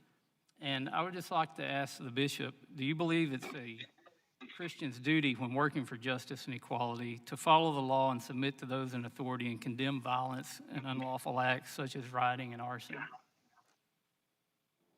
I absolutely believe that it is necessary to condemn violence and arson, but I also would take issue at an interpretation of Scripture that does not include the long legacy of the struggle for liberation and freedom, and the opportunity when given time and time again. The Scripture tells us that we must obey the laws of God and not the laws of men, especially when they are unjust. And so, particularly in a democracy, we have a fundamental responsibility to ensure that the laws are just and that they are justly enforced by those who are entrusted with the sacred responsibility of overseeing the governance of our people. Are you saying laws against violence and arson are unjust? I am not. I yield back. Gentleman yields. Let me recognize Mr. Levin for his comments. Questions? Thank you, Chair Grijalva, and thank you to today's witnesses. In particular, I want to thank you, Bishop Budde, for your testimony. My family attends St. Margaret's Episcopal Church in San Juan Capistrano, California, so it's very meaningful to have you here today. Chair Grijalva, I'd like to ask for unanimous consent to enter into the record a Washington Post article contributed by Reverend Ginny Gerbasi, the rector at St. John's Episcopal Church in Georgetown. Bishop Budde, as you know, Reverend Gerbasi was at St. John's Church in Lafayette Square the evening of June 1st. Her description of the scene is powerful. As she wrote, she got to the church around 4:00 p.m. that day to, as she puts it, offer peaceful and prayerful support to the protesters. She describes the scene as upbeat and peaceful. She wrote, quote, "My colleagues and I passed out water and snacks. People exchanged prayers and elbow bumps. Things were so calm that by 6:00 p.m., most of my colleagues had left." Bishop Budde, do you have any reason to believe that Reverend Gerbasi was not being truthful in her description? Absolutely none. Mr. McDonald and Ms. Brace, does this description generally align with the scene you saw as well? Yes, it does. Mr. McDonald and Ms. Brace, did any of the videos my Republican colleagues played look like the scene at Lafayette Square on June 1st before police attacked? No, it did not. No, they did not. In fact, as Reverend Gerbasi writes on, we see that the scene of peace and camaraderie dramatically changes around 6:15 p.m. as the officers move from Lafayette Park into the street. After hearing the first loud bang of a flash grenade, she describes, and I quote, yelling in panic. And then she says, and I quote, "I couldn't believe my eyes. A wall of police, full riot gear, was physically pushing people off the St. John's patio, maybe 15 feet away from me." So we have a firsthand account of U.S. Park Police answering peaceful protests with brutality, which was the subject of the protests to begin with. Bishop Budde, when you heard that Reverend Gerbasi and her colleagues were being physically pushed off St. John's patio, what went through your mind? I was stunned and horrified and concerned for their safety and the safety of all those who were gathered. And like others who have expressed their civic response, I was outraged that the park police and others were acting in that manner. Reverend Gerbasi went on to describe President Trump's photo op with the Bible. She called it, and I quote, sacrilege. Would you agree with that statement? I've thought about that, and yes, I would. Because Why? it was taking something because it was taking something sacred and misusing it in a and misapplying its message to justify something that was violent and that was abusive, an abuse of power. And there's nothing in the scriptures that would condone that behavior. Thank you, Bishop. Ms. Brace, I'd like to turn to you. Thank you for your testimony. And as you note, the video of you and your cameraman being violently attacked speaks louder than words. Since being sworn in office and taking his oath to protect the Constitution of the United States, this president has repeatedly attacked the free press, calling the media, quote, the enemy of the people, limiting access to his press conferences, filing libel lawsuits, and sending cease and desist letters about news stories he doesn't like. The list goes on and on. On June 1st, Park Police violently attacked you and your cameraman, as we saw, despite you clearly identifying yourselves as members of the press and having news-gathering equipment. Do you believe that the president's rhetoric and actions towards the free press has impacted the way the media has been treated by law enforcement?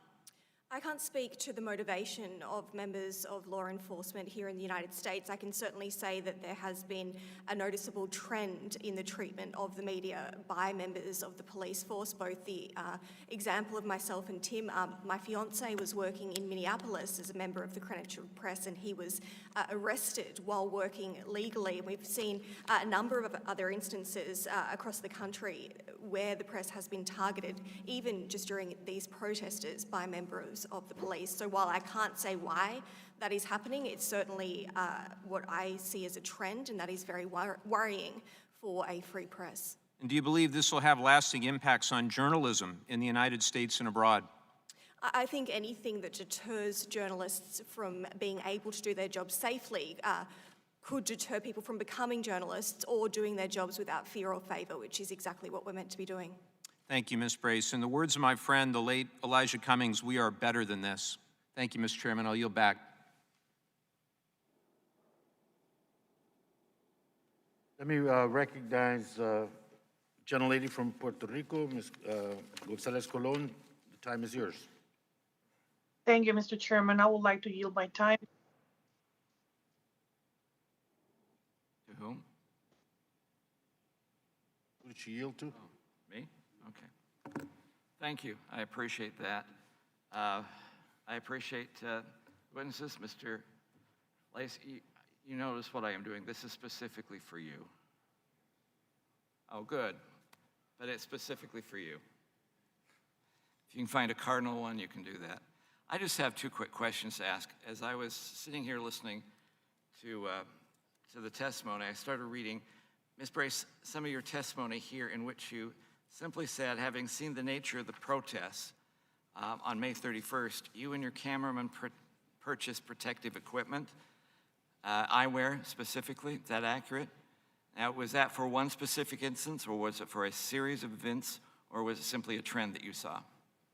We purchased our eyewear on the 31st of May, so before we were covering the protests that day. Was it for a specific incident or a trend? I would say it's because of what we'd seen in Minneapolis earlier in the week. I'll accept that as a trend then. Can I then ask one other question, because I found it interesting when Ms. Napolitano, who asked you, and she's no longer here, but if you were wearing a lanyard and you said no, did you indeed say that you don't want to identify yourself as media for fear of protection? No, I did not say that. What did you actually say to her? Why did you not wear the media? Why did you not emphasize yourself or identify yourself as media with a lanyard or something? What did you actually tell her? I did have my State Department press identification. I don't like to wear it around my neck for safety reasons because it's something that can be pulled in a protest. All right. That's, I'm sorry, that was just interesting and fascinating to me. Mr. Turley, I have one last thing to ask you at the same time. As I was looking more at the stuff that we put into the record from the Interior Department, so according to the department, the LRAD used by the Park Service is a 100X model. Hopefully it means something to you. It doesn't mean anything to me. But it means it's 20 to 30 decibels louder than typical bullhorn or vehicle-based PA system. So the model that was used has a maximum range of about 2,000 feet with a peak output of 140 decibels. To compare that, a jet engine produces 140 decibels at 100 feet, produces 140 decibels. So that's the size of it. Department informed the committee staff that the script read as follows. This is Major Mark Adamczyk with the United States Park Police. For safety and security reasons, Lafayette Park and H Street are closed to pedestrians. You are ordered to depart the area immediately. This is your first warning. And they said that there were 2 more warnings like this one given. The last one stated this was a final warning. According to legal standards that you've been talking about, is that warning sufficient to satisfy the warning requirements of law before dispersing demonstrators like they did on June 1st? It is sufficient, and in fact, in my testimony, I suggested that the LRAD may have been used. I noted in the testimony that the Park Police has the LRAD system. It is a huge improvement over prior years where they would use the PA systems off of patrol cars. This has a much broader range by magnitude of dozens in terms of the penetration of that system. It doesn't mean that you can't have canceling noise in a protest, particularly if you've got objects around you, but that is the gold standard for amplification in these types of situations. So it is much easier to hear than simply a bullhorn would have been, and then one of the questions that is we the need to ask recommended. That's recommended system for many civil libertarians. It is a system that has a very significant penetration range. Now, that doesn't mean, once again, that you don't have circumstances where I entirely understand where people might not have heard it. You can have people around you, they could be screaming in your ear. Those are canceling noises. But this really is the gold standard in terms of the use of amplification. All right, and you got 30 seconds for this one. If someone heard a statement from a policeman saying, move, move, is that the kind of legal qualification that would be used? When an officer tells you to move back, particularly after these warnings, you are expected to comply. All right, so if somebody in their written testimony were to say they heard the officer say move, move, that would be the legal justification to have, and the expectation of lawful citizens that they would then move. Yes, you are expected to follow the orders of the officers, particularly after the issuance of those warnings. Thank you. I thank the gentlelady from Puerto Rico.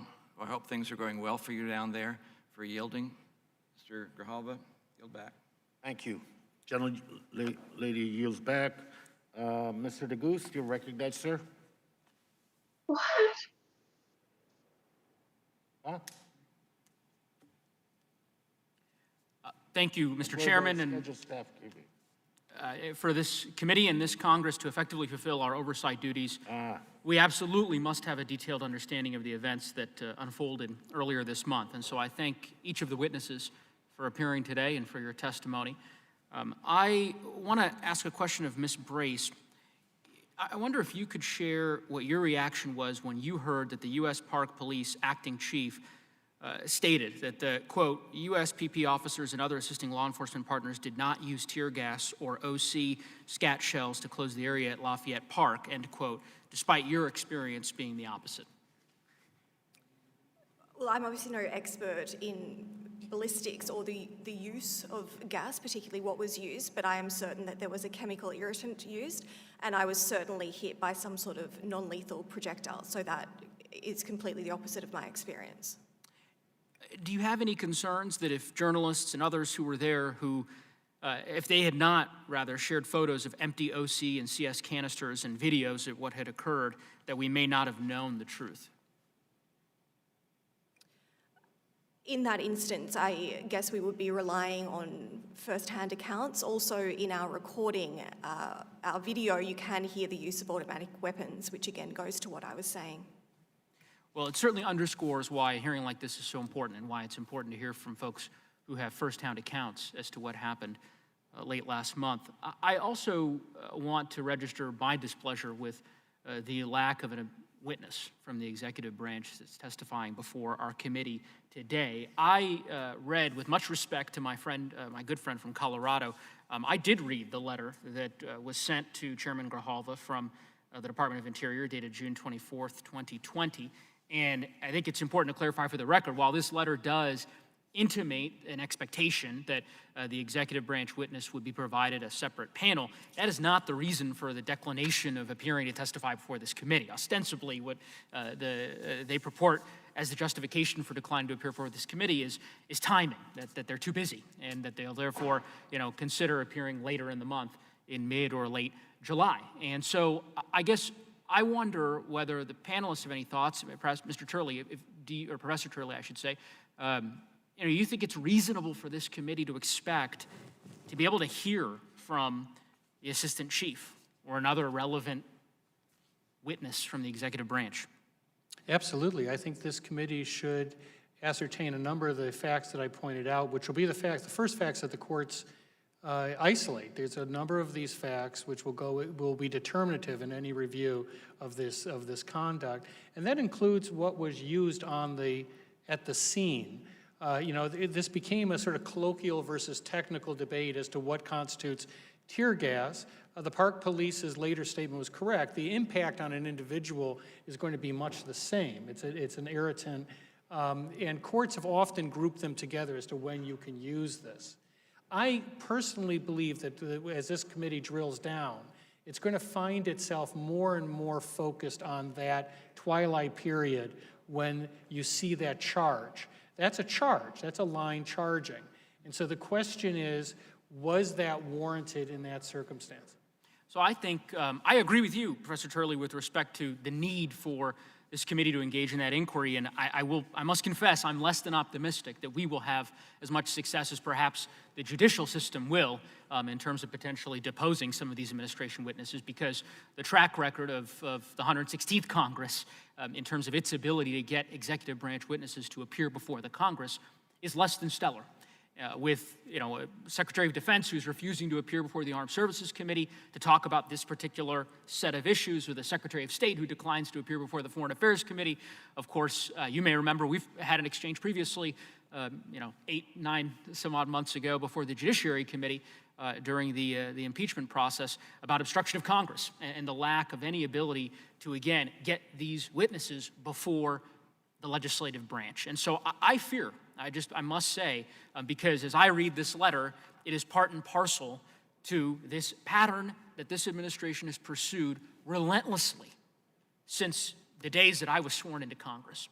And I would hope that my colleagues on the other side of the aisle would join us in our effort to, again, get to the bottom of it and have folks from the administration testify. Because invariably, and I think as you've referenced in the past, administrations change. Right? We have elections, and at the end of the day, there may very well be another administration and a Congress that is hoping to seek witnesses from that particular administration. And I would hope that we could treat these issues with the respect that they deserve. And so with that, I yield back, Mr. Chairman.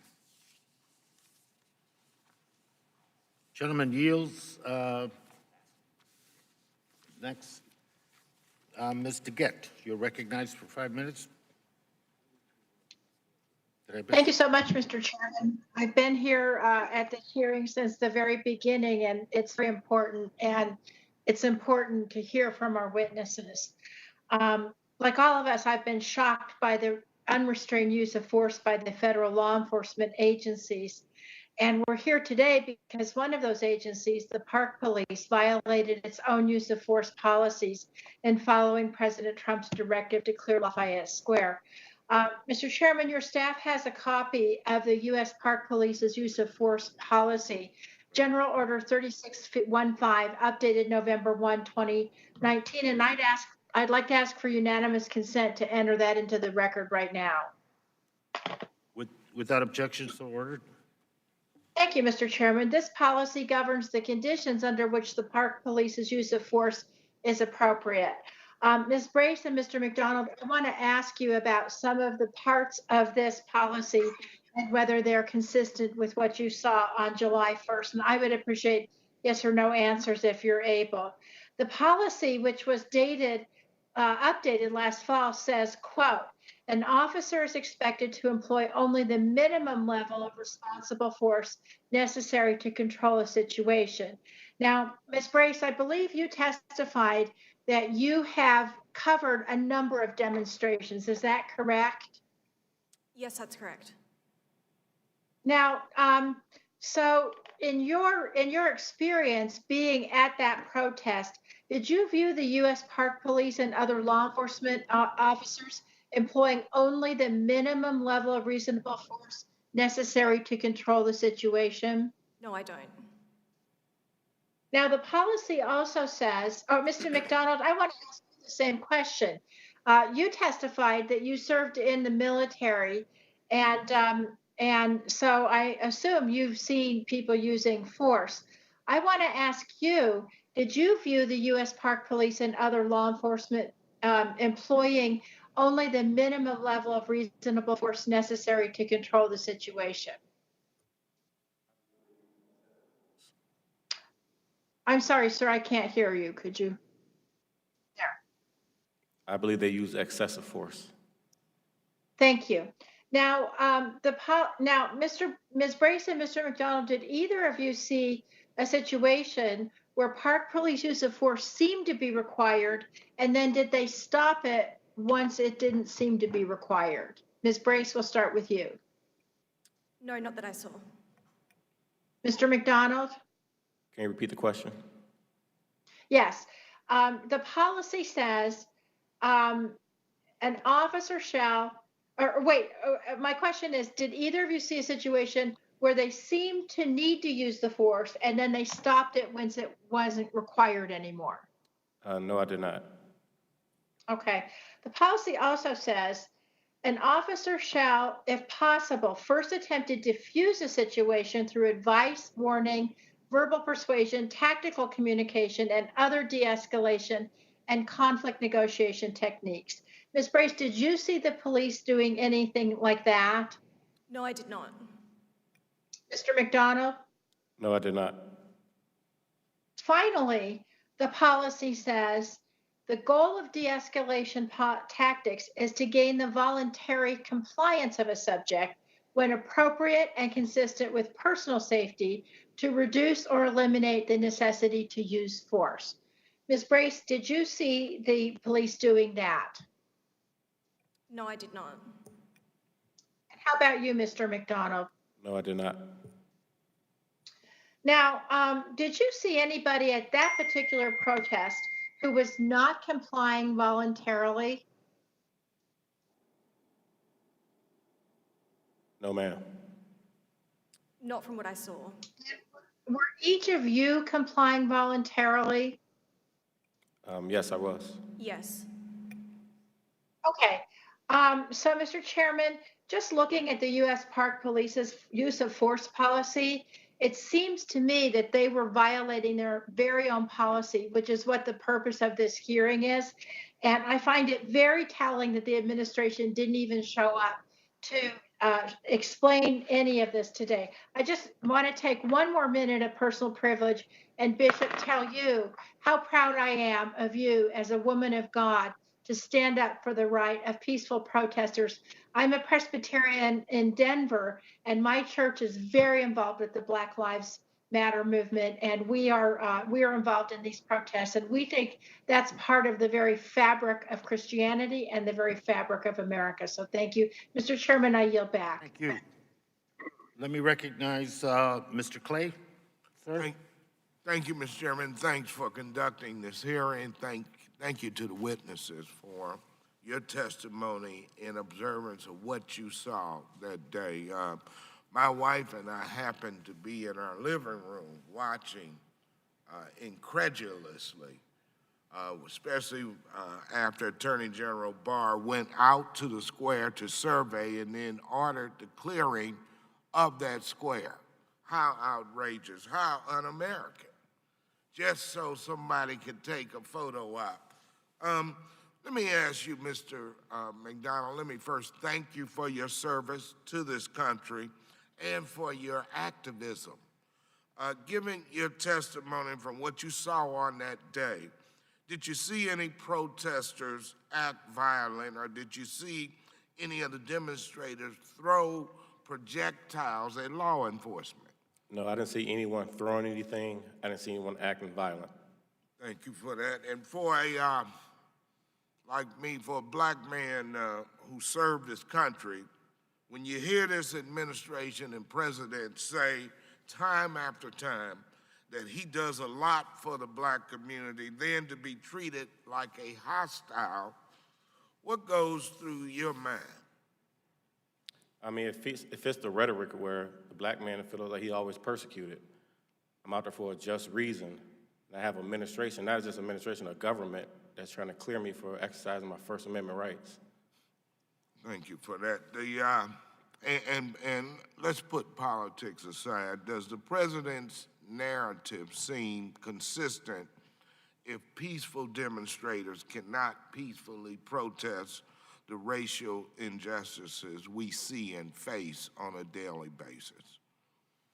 I think for probably the last 10 protests have been very peaceful. We have demonstrated, the whole world has seen us peacefully protest. I think those rioters and all that stuff was isolated incidents. 90% of the protests I've been to, well, 100% I've been to has been positive, and about 90% I've seen on TV has been very positive.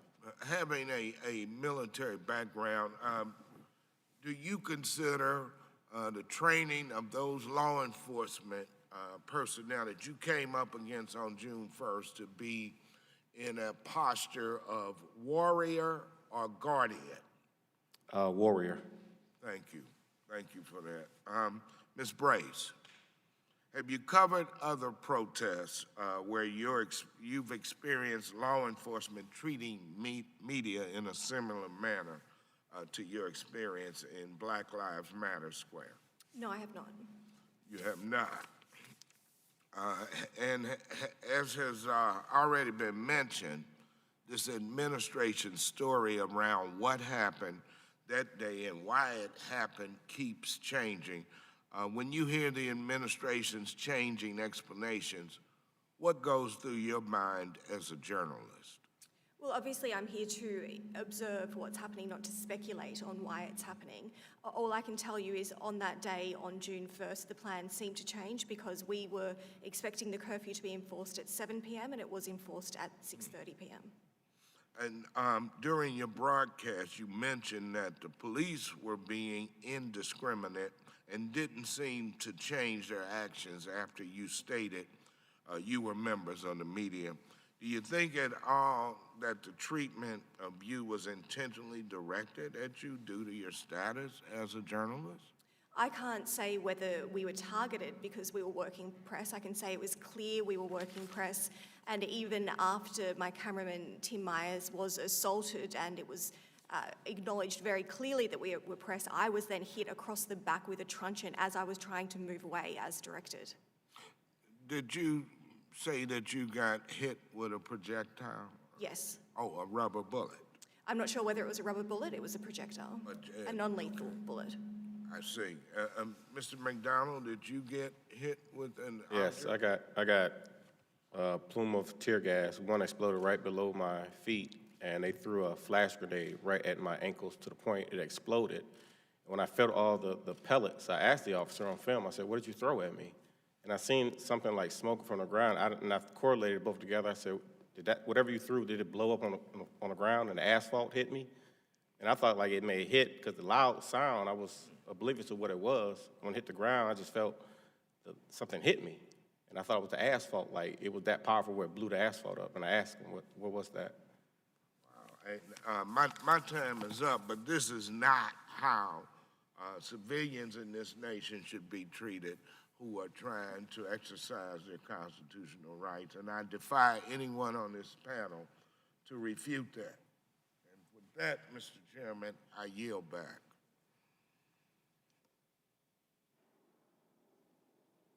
Thank you.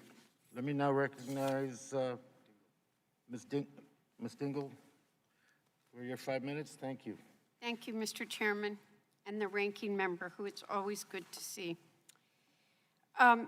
I want to thank you both for having these hearings, and I think it's really important to say as we start this that I don't think any person on either side of this aisle thinks that violence is ever okay at a protest, and I don't think you see people here saying that, and I want to say that to some of my Republican colleagues. I have actually been in the woman who you couldn't force out of her house 3 weeks ago, have been at 17 vigil marches and protests in the last 2 weeks because the people of my communities organized them. And Some are areas that do them all the time, and some are ones that do them none of the time. And the first ones that I went downriver, most of them were organized by young people. One of my police chiefs immediately said to me, "What are you doing here?" And not because he was upset that I was there, but he had thought I was just going to City Hall, and people had just arrived that they were trying to not let the young people see with bricks and arrive to cause trouble. And I know which organization they are with. But throughout these, my police chiefs have walked with the young people. They have been alert. They have worked together. And I've had 2 bad incidences out of the 17. One where a woman ran a car through us, and the second where young people heard a word that they should never hear once, and I was called a white, several not pleasant words. So, but our police chief handled them. And I think that that's what we want to talk about today, because I think Americans have the right to peacefully assemble and protest. It's a fundamental right of our democracy. And how these get handled is really important. So we've got to ask these questions, because we don't have a witness today, as been said, but we've got to make sure that that freedom of speech and that freedom to, I'm proud of some of the young people, and yet that I've seen out there, but we don't want to see windows in some of these areas have deliberately been broken. And my law enforcement knew that I was being targeted by some people, and I wasn't going to let that stop me either. But I want to ask some questions of both Mr. McDonald and Ms. Brace. Mr. McDonald, some of my colleagues across the aisle have attempted to use the actions of a few protesters at a separate protest against police brutality to depict the peaceful protest that you were part of as violent, or call it a riot. I want to be clear. Mr. McDonald, did you personally witness violence or rioting prior to the police attacking the protesters on June 1st? No, ma'am. Ms. Brace, would you agree with Mr. McDonald? Did you witness violent activity or any sort of similar events prior to the police moving against the protesters on June 1st? No, I did not. Furthermore, during these attacks, you identified yourself repeatedly as a member of the media, correct? When you did that, when you announced yourself, did they refrain from violence? And they went after your cameraman, so even if they didn't see your media credential, which people have raised a question, it was pretty obvious that your cameraman was a member of the media, correct? Yes, absolutely. And can you talk about the injuries you and your cameraman sustained and the damage your equipment took? Tim suffered what I would describe as a harder hit than what I did, as you saw in that video, with the shield to his stomach. And then the camera was punched, which pushed it back into his face. He also was hit with a non-lethal projectile in the back of the neck. I, as you saw, was struck across the back with a truncheon, and I was hit a few times in the legs by non-lethal bullets. I was hit quite directly in the backside, though. That would be my most significant injury.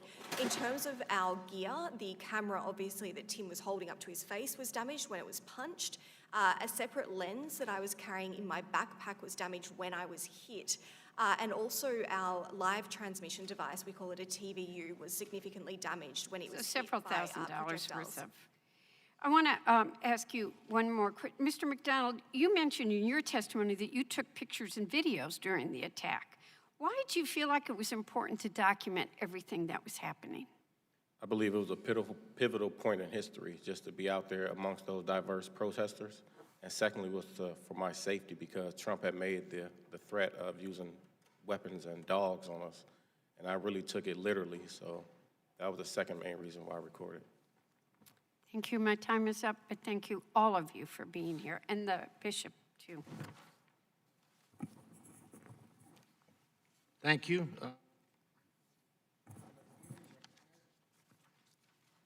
Thank you, Mr. Chairman. And let me express my gratitude to all of our witnesses this morning, to the ranking member as well. During this difficult moment in our history, we're grieving more than a senseless murder of George Floyd. This is not new. The outrage is not new. We are grieving the 400-year legacy of the intergenerational trauma from slavery, lynchings, the Jim Crow era, and police brutality. The racial injustice rooted in our country's history is still costing us innocent lives. What we are seeing today is the result of historic injustices that have kept people living in poverty in communities where schools have fewer resources and where people live less long due to lack of health care coupled with aggressive policing. Earlier this month, organizers and protest participants were attacked while demonstrating against police brutality in D.C., and this hearing brings that out. Facing protests over the use of force, the U.S. Park Police responded with more force. Mr. McDonald, thank you for being here. In your testimony, you shared that you received training in CS gas, also known as tear gas, during your time in boot camp. Can you describe the conditions under which you were instructed to use tear gas during your training and how that compares to what you witnessed at Lafayette Square? Well, first of all, in boot camp, it was controlled. It was around medics, and they had personnel there because it was done in a safe environment. What I witnessed at Lafayette Square was excessive force. They did it without any kind of medical people around. They knew people would get injured behind this, and the Navy did it a much better, safer way. It was done because we were in boot camp, a controlled environment. Although we were protesting, they threw that. I just think that we weren't prepared for that. They shouldn't have used that on protesters. They're not soldiers. So based on your training, the U.S. Park Police, they didn't follow the proper protocols, in your opinion? Yeah, that can't be a necessary way to remove people. Thank you. Black and brown communities are already being ravaged by the deadly virus and an unprecedented economic crisis. Now, they're being terrorized by militarized police. The militarization of law enforcement and the unjustified use of force against organizers and community members must end. Tear gas is a chemical weapon banned in war, and it should never again be used against demonstrators, but especially not during a pandemic. We've heard countless stories of organizers and protest participants suffering traumatic injuries at the hands of law enforcement, or like Mr. McDonald, who was, quote, met with tear gas and a flash bangs which exploded with shrapnel.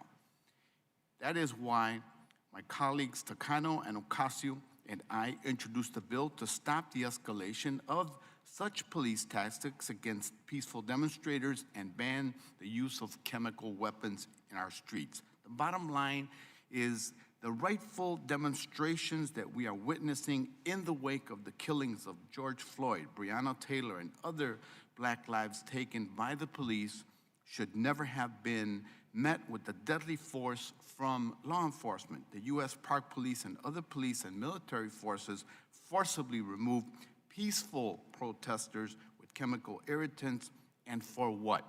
For the president's photo op? I yield back, Mr. Chairman. Let me recognize Mr. Soto for his questions and his time. Sir? Thank you, Mr. Chairman.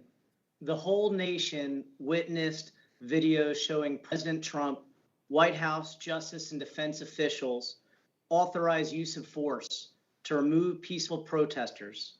Lafayette Square Park and the adjacent Pennsylvania Avenue, an area right in front of the White House, is our nation's public square. This is a traditional area for Americans to express our First Amendment rights, the infringement of which deserves heightened scrutiny. It was particularly disgraceful that these tactics were used so the president could engage in a photo op. Many have testified that the incident occurred 1 hour before curfew. I do agree with other members of this committee that city officials should be wary about creating curfews of otherwise peaceful protests. These dictated curfews often create unnecessary conflict between police and peaceful protesters. We know based upon the testimony, this was not the case in this incident. I want to welcome Professor Turley to the committee. I'd be remiss if I didn't say this harkens me back to 14 years ago in your Supreme Court's class at GW Law, and want to thank you for being such a great teacher. Professor Turley, some evidence suggests that the the crowd was cleared for purposes of a photo op. Other evidence suggests the president wanted to display a show of strength after damaging coverage of him retreating to a bunker a few days earlier. I'm concerned that the president may have specifically intended to intimidate or silence political speech, or simply that he didn't care about the injuries that would occur as a result of his actions. And those last minutes that you really focus on before they begin clearing the area, if President Trump or other responsible officials harbored either specific intent to intimidate or silence political speech, or at the very least had a reckless disregard for the safety and First Amendment rights of protesters, would either of those states of mind be relevant in determining violation of their First Amendment rights?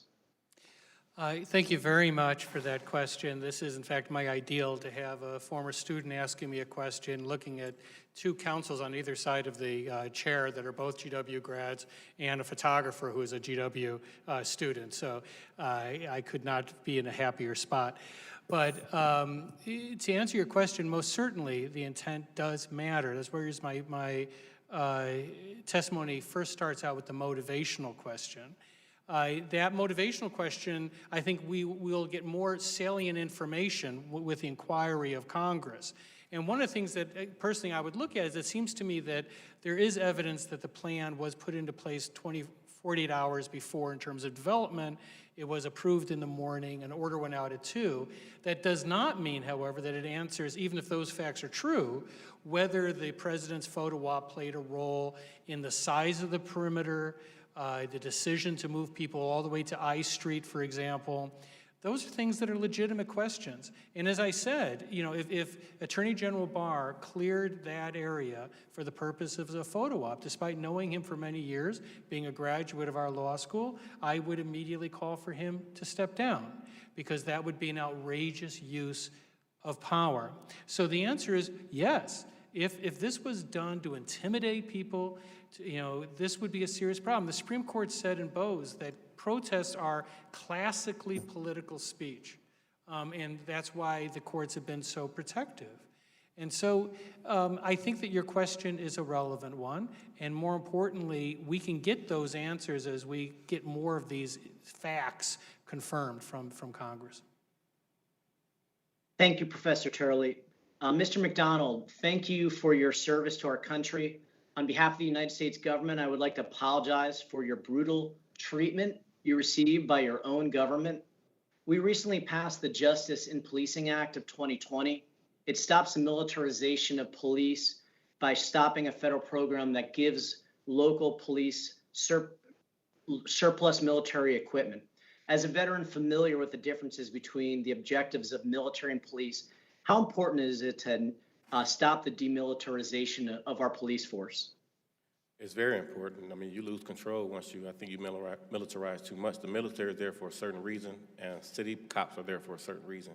We have distinguished who does what, and I just think given the city police and like park police, reasons to act like a military unit isn't good for any kind of protest going forward. Thank you. Ms. Brace, on behalf of the United States government, I'd like to apologize for your brutal treatment by this government. I'm appalled about how you and Mr. McDonald were treated. We've seen an increasing level of violence against members of the press in the United States as of late. What do you suggest needs to happen to better protect members of the press in the United States? Again, I wouldn't presume to tell the American people how to run their government or their police force. I think basically the First Amendment needs to be enforced in that the media needs to be able to work freely and without fear, especially from law enforcement. And finally, Bishop Budde, you were installed on November 12, 2011, so you've had a lot of experience with Lafayette Square. How often do you see people protest in Lafayette Square? I don't know that I could count, but it is, as I said before, it's the park where people gather, and it's a common site for protest. I think there are protests there every day, actually, one time or another. Thank you. Thanks, and I yield back. Let me recognize Mr. Horsford. You're recognized, sir. Thank you very much, Mr. Chairman. I know all too well the pain and loss that the Black community has faced because of law enforcement's abuse of force. What took place at Lafayette Park stands against our nation's ideals. Peaceful protesters were exercising their First Amendment constitutional rights. Unfortunately, the president, in an effort to have an ill-advised and unnecessary photo op, decided to upend the First Amendment rights of peaceful protesters at Lafayette Park by using tear gas and firing rubber pellets on them. It is important that lawmakers can look outside their windows and see and hear protesters. They are letting their government know that change must occur. Instead, this president acted like an authoritarian dictator and used excessive force so he could stage a 3-minute photo op at the historic St. John's Episcopal Church. This is simply wrong. As a Black man, as a father of 3 children, 2 young boys, I know we must find more common ground and enact real reforms across this nation and for my home state in Nevada. We need to continue to have honest dialogue about race and other injustices, and more importantly, act boldly for the change that we need throughout our society. Unfortunately, those actions taken by the president at Lafayette Square do not bring us closer to solving these problems. In fact, they make it worse. Mr. McDonald, can you tell us what brought you to the protest and what was your general feelings about your fellow protesters? Were they peaceful? Did you see anybody doing anything different than exercising their First Amendment rights? Well, my reason was there for my First Amendment rights, protesting for inequity in the Justice Department. Everyone I've seen from the minute I started recording from 6 o'clock until the minute they attacked us was peaceful. I didn't see anything being thrown other than chanting and, verbal things they were saying. No one attacked those officers. Thank you. And what was your first reaction when police in riot gear used tear gas on you and your fellow peaceful protesters? It's confusion first, because you know it's 30 minutes before curfew. Then you wonder, why are they doing this? Like, what happened? You would have thought something drastically happened for that to change from a peaceful protest to literally 3 seconds. They switched and turned to a military unit. It was confusion. Ms. Brace, seeing the way you were treated in that video is shocking, to say the least. You were clearly identified as a member of the press. You were in an area designated for members of the press, and yet those officers were completely indiscriminate in their attack. In your years of experience as a reporter, have you or your cameraman ever been treated this way before? No. When you set up to work that day, did you assume you'd be safe from violence at the hands of law enforcement? Yes, absolutely. Why? Because of the First Amendment and the respect for the media in a democracy. So can you tell us more about the conduct of law enforcement that you've observed as a reporter, and what was it that happened at Lafayette Square the first time that you've experienced this? Well, as you saw in the video, we were there to report on what was happening, expecting the curfew to come into effect at 7 p.m. Then that line of police came through very early, very suddenly, and very quickly. We moved right to the side where we were very much out of their way. There is nothing that would have prevented them walking past us easily, and that's when they turned on us and we were both physically assaulted. In terms of the protest itself, I would say that it was largely peaceful. It was very different to the night before, where we did see those fires and looting. There was nothing of the sort on the afternoon of June the 1st. Thank you. Right Reverend Budde, can you please talk about the teachings of the Episcopalian faith and whether those are in line with the current president's actions of using tear gas by police in riot gear against peaceful protesters? What was your reaction when the current president used a Bible for the sole purpose of a photo op?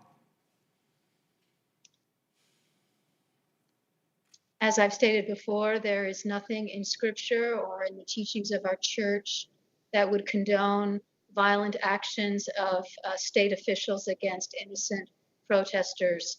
And so I would say that it's completely antithetical to the teachings of our church.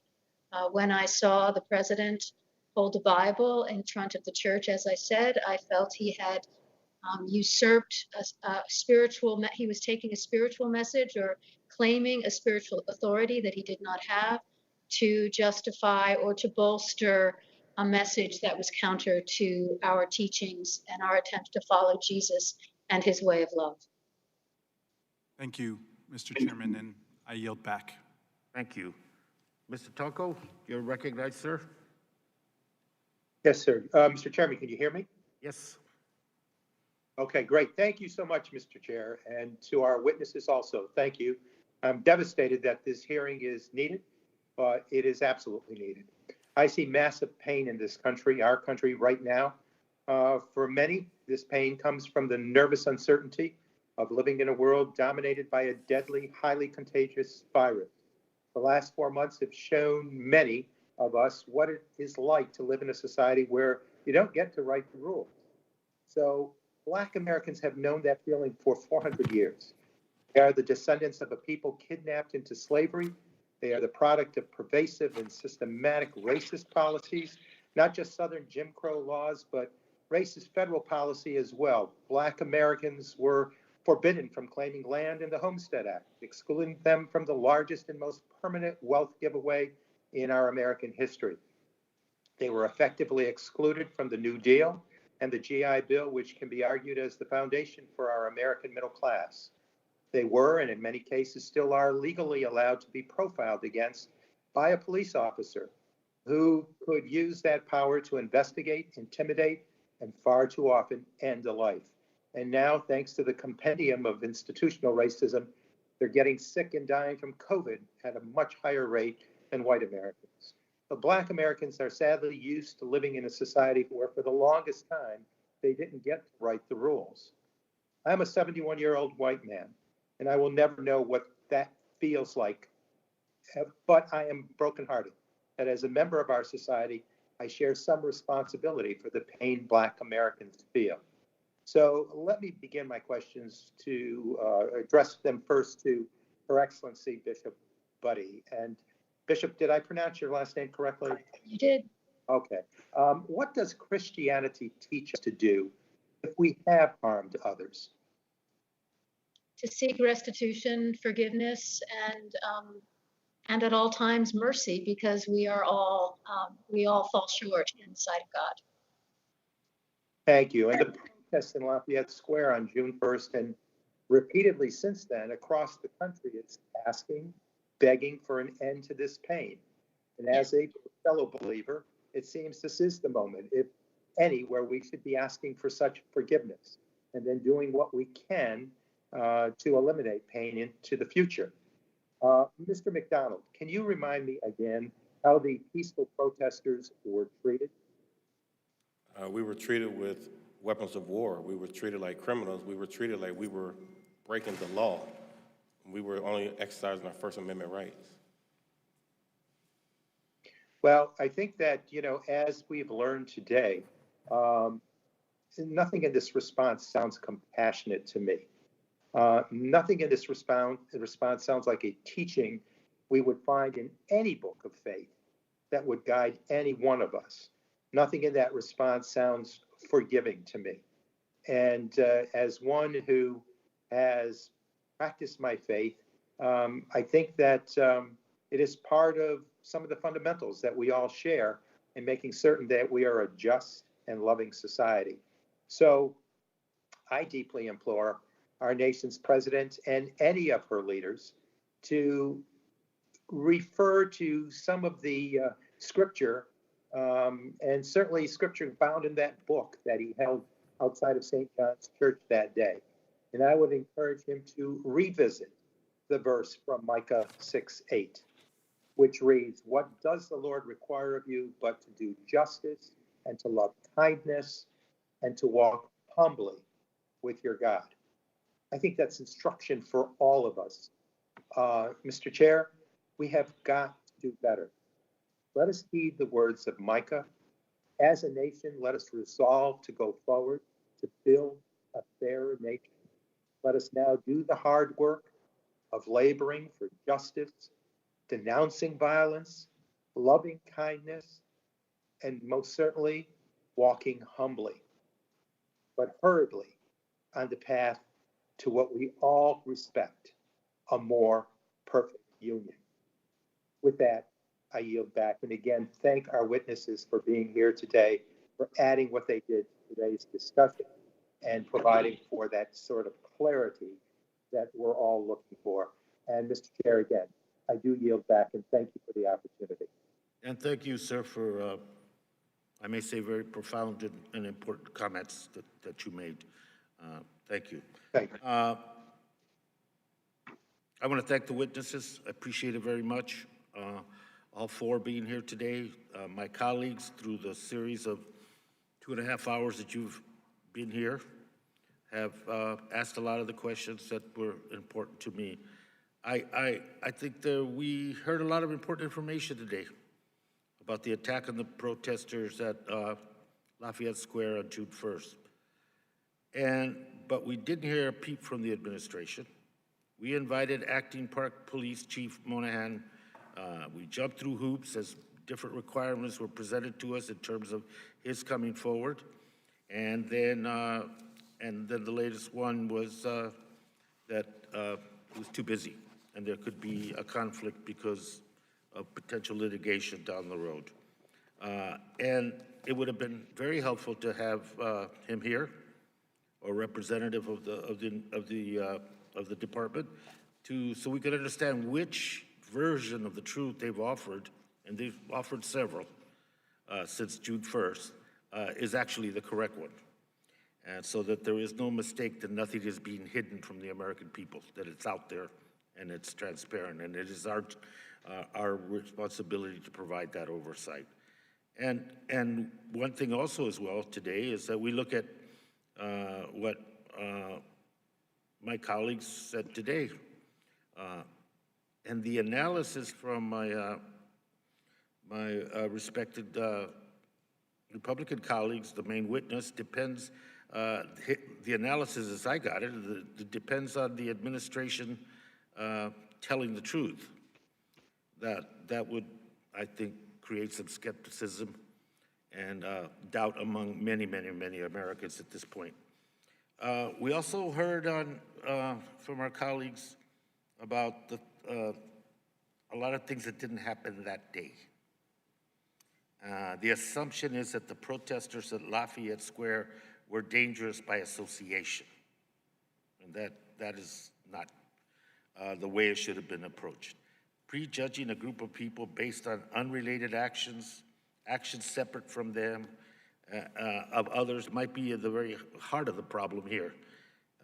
Maybe the protesters, and to deal with this in a bipartisan way, I remember the calls for de-escalation, restraint, extended patience when we were dealing with the takeover of Park facility by armed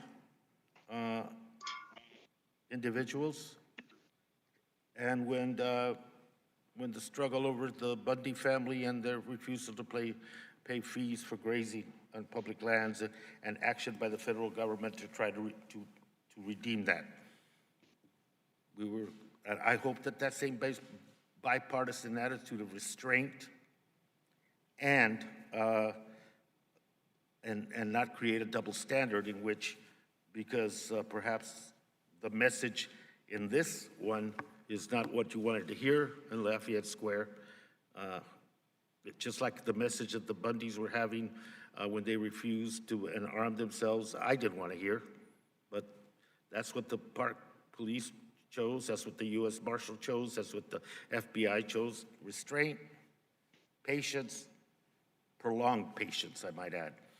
I also want to talk a little bit about that leading up to this hearing, a lot of the discussion about issues having to do with what led up to this. And that's why I made my point about people shouldn't be associated with anything that's going on, that the protesters are the enemy, that they're not American citizens exercising their right under the First Amendment, that it's about the statutes, that it's about the isolated series of violence. Let me guarantee you, I've been around long enough and been to enough protests and been arrested for civil disobedience myself to know and to be able to say that the tail is not wagging the dog on this movement that's going on in America right now.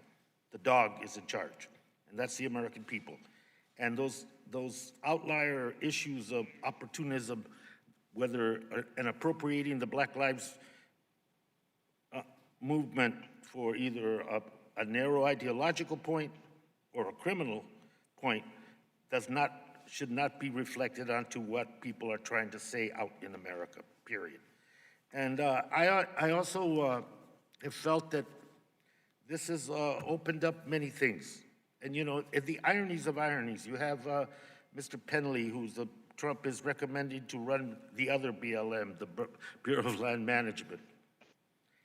And he is one that did an op-ed piece that said that the Black Lives Matter movement is built on terrible lies, and goes again to make those associations. And he will be in charge of the biggest landmass agency that we have in this country if the Senate approves. I think these contradictions, the fact that we're asked to believe and that the administration won't come forward and allow a full questioning and a full disclosure and transparency of all the information related to what happened June 1st, I think leads us to continue to press for the issue, not only of accountability, but of reform with our park service police that has to change. And hopefully this hearing and you as witnesses, thank you so much. Members might ask you questions. You have a period of time to return those as well, your responses, but I appreciate your time. Mr. Chairman. And I appreciate all the patience Chairman, that you've shown today. And meetings just... I actually ask unanimous consent to add one more letter into the record, which was sent by the Secretary to you, inviting you also to visit the sometimes with City the victors officers. there. Yes. And I look forward to working with you in a bipartisan manner, because the administration did have an option, a willingness to come here and talk about their point of view. We need to make sure that that is there and that is accommodated in the future. Thank you. And just one last thing. Be careful about when you're talking about the experience in the West, which was supposedly done in a nonviolent way, because it did leave one of the citizens of my state dead in the snow. On that uplifting note, let me adjourn the meeting, and thank you very much, all of you. I appreciate it. We all do.